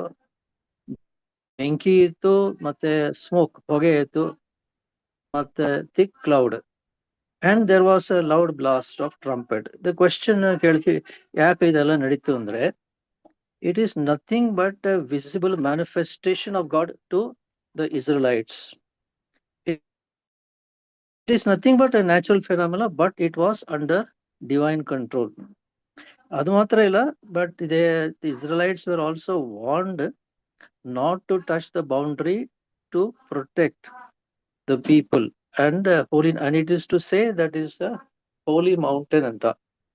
ಈಗ reverence ಅಲ್ಲಿ ಇತ್ತು. The visible manifestation of God to Israelites elicited reverence in them. So that is what we see according to the book of Exodus 19 chapter. ಈಗ ಅದೇ ಪ್ರಶ್ನೆ ಕೇಳಿದ್ದಾರೆ, ನಮ್ church ಅಲ್ಲಿ ಈ ತರ ರೆವರೆನ್ಸ್ ಐತಾ ಇಲ್ವಾ ಅಂತ ಕೇಳಿದ್ದಾರೆ. ಅದು ಅದ್ರ ಅಥವಾ ಅದರ ರೆವರೆನ್ಸ್ ಕಳೆದು ಹೋಗಿದ ಅಂತ ಈ ಪ್ರಶ್ನೆ ಕೇಳ್ತಾ ಇದ್ದಾರೆ. ಮೊದಲನೆಯ ಪ್ರಶ್ನೆ ಆಕ್ಚುಲಿ ಈಗ ನೋಡಿದ್ರೆ these are visible manifestations of God that happened in the time of Moses. ಈಗ ಮಿಂಚು, ಗುಡುಗು, ಬೆಂಕಿ ಇವೆಲ್ಲ ನಮ್ಮ ಚರ್ಚ್ ಅಲ್ಲಿ ಇರೋದಿಲ್ಲ. But the presence of God should, if God's presence is there in the church, for example, then that presence of God will elicit or bring reverence in the members of the church. ಈಗ how does it happen? When the gifts of the Holy Spirit operate in the church, when God's finger points out the mistakes of the members of the church, or when there is guidance by the Lord, then we know the presence of God is there, and God's presence elicits a reverence in the members of the church. It is one way, one method of knowing that God's presence is there, and that will make people to bring reverence to God, because God is pointing out their mistakes. God is telling them how to go about solving problems, how to bring unity and harmony in the church. That is one way. Another thing is that the souls of the members who come to the church for the ಆಹಾರ, ಊಟ, that is food, the bread of life, ಆವಾಗ the real man of God who can really meet the needs of their spirit, ಆತ್ಮಗೆ, ಪಾಸ್ಟರ್ಗೆ who delivers the word, ಅವ್ರಿಗೆ ಏನು ಗೊತ್ತಾಗಲ್ಲ ಆತ್ಮಲ್ಲಿ ಏನು ಬೇಕಾಗಿದೆ, ಅದ ಪರಿಶುದ್ಧ ಆತ್ಮನಿಗೆ ಎಲ್ಲ ಗೊತ್ತಿರ್ತದೆ. ಆ ಪರಿಶುದ್ಧ ಆತ್ಮ ಆ ಪಾಸ್ಟರ್ ಮೂಲಕವಾಗಿ ವಾಕ್ಯಗಳನ್ನು ಕೊಟ್ಟು ಜನರಲ್ಲಿ ಬಂದು ಕುಂತಿರುವಾಗ ಅವ್ರ ಒಳಗಿನ ಬೇಕಾದ ಆಹಾರ ಅವ್ರ ಆತ್ಮಗೆ ಸಿಕ್ಕುವಾಗ ಆ ಮಂದಿಗೆ ತೃಪ್ತಿ ಪಟ್ಟು ಸಂತೋಷ ಹೋಗ, ಅದರಿಂದ ನಮ್ಗೆ ಗೊತ್ತಾಗ್ತದೆ ದೇವರ ಪ್ರಸನ್ನ ಅಲ್ಲಿ ಇದೆ. ಆ ಪ್ರಸನ್ನೆಯಿಂದ ಅವರು ಮನಸ್ಸಿನಿಂದ there will be a reverence. This is what I have seen and I believe it. This is my way of thinking it. ಮತ್ತೆ ಇನ್ನೊಂದೇನಂದ್ರೆ ಈಗ visible manifest presence of god ಇರ್ತದೆ. ಸಪೋಸ್ ಚರ್ಚ್ ಅಲ್ಲಿ ನೀವೆಲ್ಲ ಸೇರ್ಕೊಳ್ತೀರಾ, ಪ್ರಾರ್ಥನೆ ಮಾಡ್ತಾರೆ, ಕೆಲವು ಮಂದಿಗೆ ಹೀಲ್ ಆಗ್ತಾರೆ, ಗುಣ ರೋಗದಿಂದ ಗುಣ ಆಗ್ತಾರೆ. ಮನಸ್ಸು ನೊಂದು ಇರ್ತಾವ ಒಬ್ಬರಿಗೆ, ಅವ್ರ ಮನಸ್ಸನ್ನ ನೋಯಿಂದ ಹೊರಗೆ ತಗೊಳ್ಳಿಕ್ಕೆ, ಅದರಿಂದಾನೇ ಅವ್ರಿಗೆ ಏನಂದ್ರೆ ಮ್ಯಾನಿಫೆಸ್ಟ್ ಪ್ರೆಸೆನ್ಸ್ ಆಫ್ ಗಾಡ್ ಗೊತ್ತಾಗ್ತದೆ. ಮತ್ತೇನಂದ್ರೆ ಅಲ್ಲಿ ಪ್ರೀತಿ, ನಿಜವಾದ ಸತ್ಯವಾದ ಪ್ರೀತಿ ಎಲ್ಲರಲ್ಲಿ ಅದು ಹುಟ್ಟಿ ಬೆಳೆಯುವಾಗ ಆವಾಗ ಗೊತ್ತಾಗ್ತದೆ ದೇವರ ಪ್ರಸನ್ನ ಅಲ್ಲಿ ಇದೆ. So that love it self will what shall I say will ಎಲಿಸಿಟ್ reverence for god. This is pure love that will bring people together, and out of love they will love, praise him and worship him and serve him. This is how we see the presence of God. ಮತ್ತು ಇನ್ನೊಂದು question first ಅದು ಬರ್ದಾರೆ ಏನಂದ್ರೆ ಅಂದ್ರೆ knowing that our salvation is found in Jesus, not in our law keeping ಅಂತ. ಈಗ salvation ಅಂತ ಹೇಳುವಾಗ ಅದು ಇಟ್ಸ್ ಅ ಬ್ರಾಡ್ ವರ್ಡ್, ಅದು ಇಟ್ಸ್ ಅ ಕಾಂಪ್ರಿಹೆನ್ಸಿವ್ ಕಾನ್ಸೆಪ್ಟ್ ಅಂತ ಹೇಳ್ತಾರೆ. ಅಫ್ಕೋರ್ಸ್ ನಮ್ಗೆಲ್ಲ ಗೊತ್ತಿದೆ salvation deliverance from sin and its consequences, salvation ಅಂದ್ರೆ reconciliation with God, then salvation also means gift of, ಅದ್ರ ಮೂಲಕವಾಗಿ ಗಿಫ್ಟ್ ಆಫ್ ಇಟರ್ನಲ್ ಲೈಫ್ ಅಂತ. Actually as per the New Testament ನೋಡುವಾಗ ಅದು ವರ್ಡ್ ಅಂದ್ರೆ SOTERIA, ಸೊಟೇರಿಯಾ, or other word in verb ಏನಂದ್ರೆ sozo, SOZO ಅಂತ. Meaning is to save, to deliver and to heal. So when we say salvation, it not only the 3 points which I read out, but also it includes physical deliverance. It's recorded in Acts 27:34. That is when Paul was on the ship and they not had food for several days. Then Paul tells them, you have food and you'll become all right. So that is from physical deliverance, that is from physical, what shall I say, deliverance. Next one is healing. That is Peter and John went up to that temple gate. They saw a person who was lame by birth. They spoke, silver and gold have none, but as such as I give unto you, in the name of Jesus Christ, rise up and walk. Manshanu gunavakya. So that salvation is not only physical deliverance, but also healing as well as welfare or well-being. It's a broad concept which many people don't discuss about it. So this is what is said about salvation. ಅದೇ ದೇವರ ಪ್ರಸನ್ನತೆ ನಮ್ಮ ಮಧ್ಯದಲ್ಲಿ ಇದೆ ಅನ್ನೋದನ್ನ ನಮ್ಮ ವೈಯಕ್ತಿಕವಾದಂತ ಆರಾಧನೆಯಲ್ಲಿ ದೇವರ ಪ್ರಸನ್ನತೆಗೆ ಕೂಡಿ ಬರುವಾಗ ನಮ್ಮ ಮನಸ್ಸುಗಳನ್ನ ದೇವರ ಸಮ್ಮುಖದಲ್ಲಿ ನಾವು ಒಪ್ಪಿಸಿಕೊಡುವಾಗ ಅಲ್ಲಿ ಎಲ್ಲರ ಮನಸ್ಸು ದೇವರನ್ನ ಮಹಿಮೆಪಡಿಸುವ ಒಂದೇ ಒಂದು ಉದ್ದೇಶದಿಂದ ಕೂಡಿರ್ತಕ್ಕಂಥದ್ದಾಗಿದ್ದರೆ, ಮತ್ತು ನಮ್ಮೆಲ್ಲರ ಭಾವನೆಗಳು, ನಮ್ಮೆಲ್ಲರ ಆಲೋಚನೆಗಳು, ನಮ್ಮೆಲ್ಲರ ಒಂದು ನಡವಳಿಕೆಗಳು ಅಲ್ಲಿ ದೇವರಿಗೆ ಘನತೆ ಬರುವಂತದ್ದಾಗಿರುವುದನ್ನ ಸವಿಯಾಗಿ ಅನುಭವಿಸಿದಾಗ ಅಲ್ಲಿ ದೇವರ ಪ್ರಸನ್ನತೆಯನ್ನ ನಾವು ಅನುಭವಿಸಬಹುದಾಗಿದೆ. ಸೊ ಅದನ್ನೇ ತಾನೇ ಪ್ರತಿ ಆರಾಧನೆಯಲ್ಲಿ ನಾವು ಪಡ್ಕೋಬೇಕಾಗಿದೆ, ಅನುಭವಿಸ್ಬೇಕಾಗಿದೆ. ಅದನ್ನೇ ತಾನೇ ದೇವರು ಕೂಡ ನಮ್ಮಿಂದ ಎದುರು ನೋಡ್ತಕ್ಕಂಥನಾಗಿದ್ದಾನೆ. ಸೊ ದೇವರ ಪ್ರಸನ್ನತೆ ನಮಗೆ ಇದೆ, ನಾವು ಅದನ್ನ ಅನುಭವಿಸ್ತಿದ್ದೀವಿ ಅಂತಂದ್ರೆ ಇಂಥ ವಾತಾವರಣವನ್ನ ಪ್ರತಿಯೊಂದು ಸೋಲ್, ಪ್ರತಿಯೊಂದು ಆರಾಧನೆಯಲ್ಲಿ ಅನುಭವಿಸ್ಬೇಕು, ರುಚಿ ನೋಡ್ಬೇಕು. ಅವಾಗ ತಾನೇ ಸಬ್ಬತ್ ಆದ್ಮೇಲೆ, ಆರಾಧನೆ ಆದ್ಮೇಲೆ ಒಂದು ರೀತಿ ತೃಪ್ತಿ, ಒಂದು ಸಂತೋಷ, ಒಂದು ಸಮಾಧಾನ, ಒಂದು ಬದಲಾವಣೆ ಅಥವಾ ಒಂದು ಪರಿವರ್ತನೆ ಅಥವಾ ಯಾವುದೋ ಒಂದು ಉದ್ದೇಶವನ್ನ ನೆರವೇರಿಸೋದಕ್ಕೆ ಒಂದು ಪ್ರೇರಣೆ ನಮಗೆ ಆ ಗಳಿಗೆಯಿಂದ ನಮ್ಗೆ ಸಿಗ್ತದೆ. ಅಲ್ಲಿಂದ ನಮ್ಮ ಜೀವಮಾನ ಇನ್ನೊಂದು ರೀತಿಯಾದಂತ ಒಂದು ಆತ್ಮೀಯವಾದಂತ ಮೆಟ್ಟಿಲನ್ನ, ಆ ಮಟ್ಟವನ್ನ ಹತ್ತಲಿಕ್ಕೆ ಸಾಧ್ಯ ಆಗ್ತದೆ ಎಂಬುದನ್ನು ನಾವು ನೋಡ್ತೇವೆ. ಅದು ಇಂದಿನ ಸಭೆಗಳಲ್ಲಿ ಇರ್ಬೇಕು, ಅದನ್ನ ಅನುಭವಿಸ್ಬೇಕು. ಫಾಸ್ಟರ್ ಒಂದ್ ಹೇಳ್ಬೇಕೇನಂದ್ರೆ, if my life is not right before God, I cannot bring the presence of God. Presence of God ಅಲ್ಲಿ ದೇವಸ್ಥಾನ ಬರೋದಿಲ್ಲ. Even wherever I go, if my life is not right and not being obedient to the Holy Spirit cannot bring the presence of God.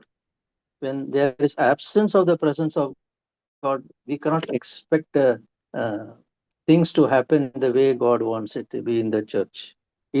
This is what is happening in most of the churches. A very sad thing that they don't come prepared and they are not right with God because so various reasons.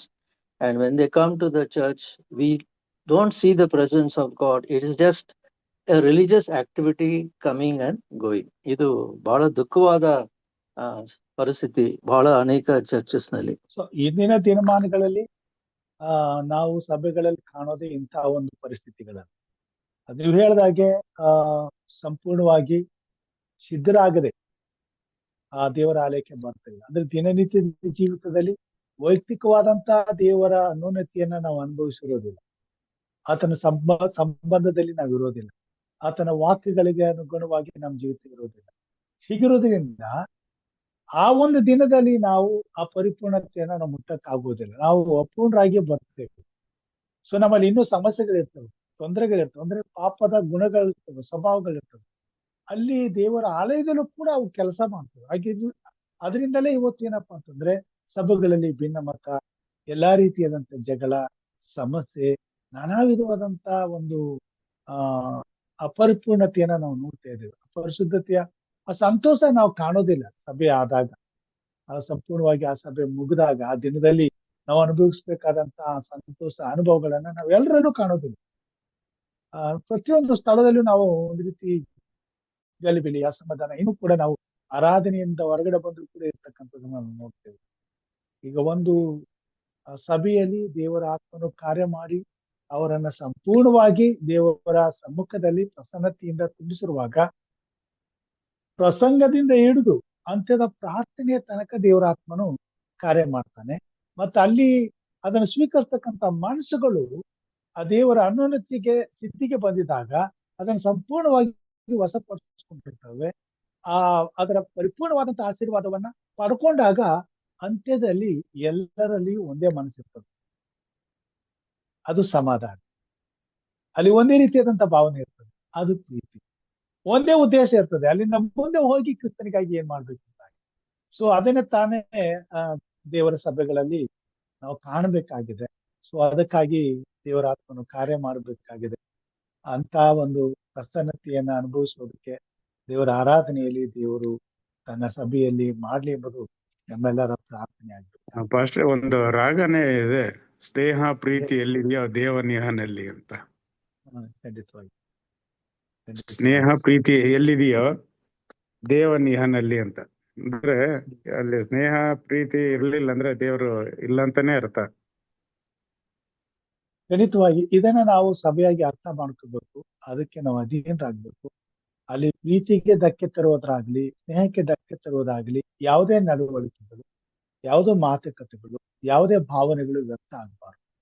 ಎಲ್ಲವೂ ದೇವರ ಘನತೆಗೆ, ಗಂಭೀರಕ್ಕೆ ತಕ್ಕಂತೆ ಅಲ್ಲಿ ಸಂಪೂರ್ಣವಾಗುವಂತ ರೀತಿಯಲ್ಲಿ ನಾವು ಶುದ್ಧವಾಗ್ಬೇಕು ಎಂಬುದನ್ನ ಈ ಪಾಠದಲ್ಲಿ ಇನ್ನೂ ಕೂಡ ಹೆಚ್ಚಾಗಿ ನಾವು ಅರ್ಥ ಮಾಡ್ಕೊಳ್ಬಹುದಾಗಿದೆ. ವಂದನೆಗಳು.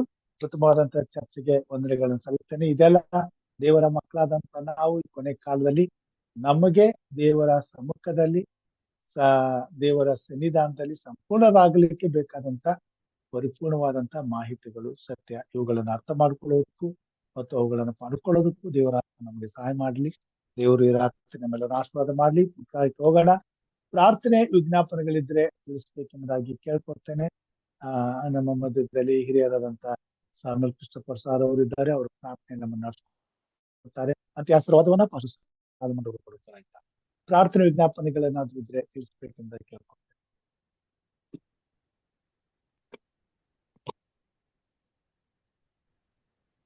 ಸರ್, ನಮ್ಮ ಆರೋಗ್ಯಕ್ಕಾಗಿ ಕುಟುಂಬಕ್ಕಾಗಿ ಪ್ರೇಯರ್ ಮಾಡಿ. ಯಾರು ವರಲಕ್ಷ್ಮಿ ಅವರ ಆರೋಗ್ಯಕ್ಕಾಗಿ. ಓಕೆ. ಅವರ ಆರೋಗ್ಯಕ್ಕಾಗಿ, ಅವ್ರ ಕುಟುಂಬಕ್ಕಾಗಿ ಪ್ರಾರ್ಥನೆ ಮಾಡೋಣ.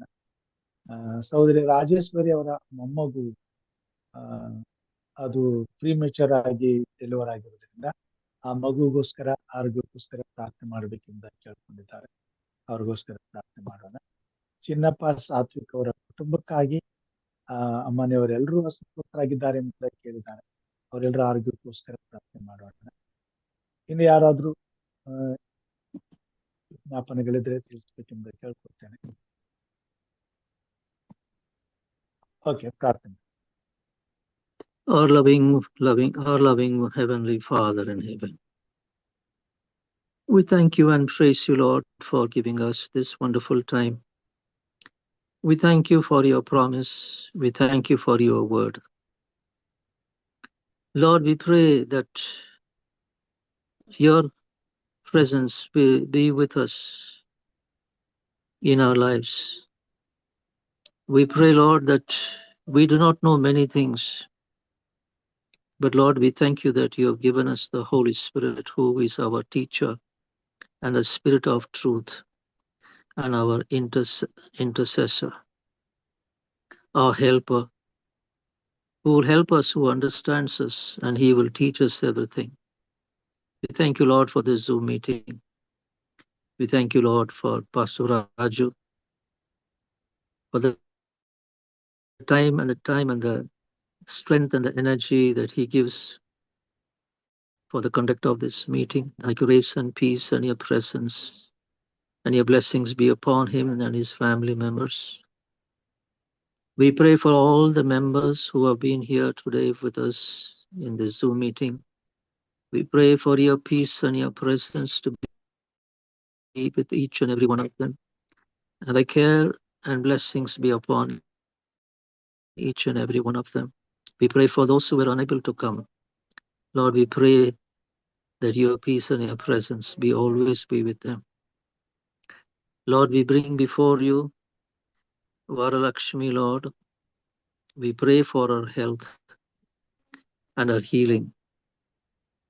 Lord, we thank you.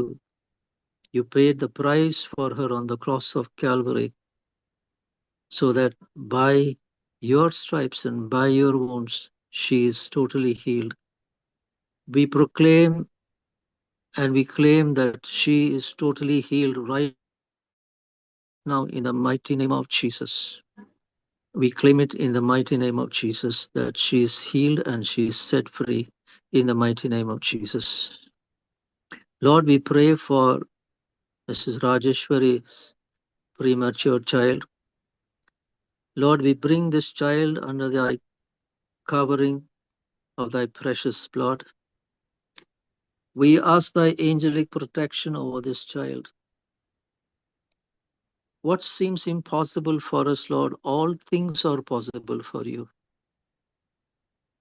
What our minds think and that brings confusion and dissatisfaction, discouragement, Lord, but you are a God who thinks beyond us, who knows more than that we can ask, think or imagine or ask, you're ready to do.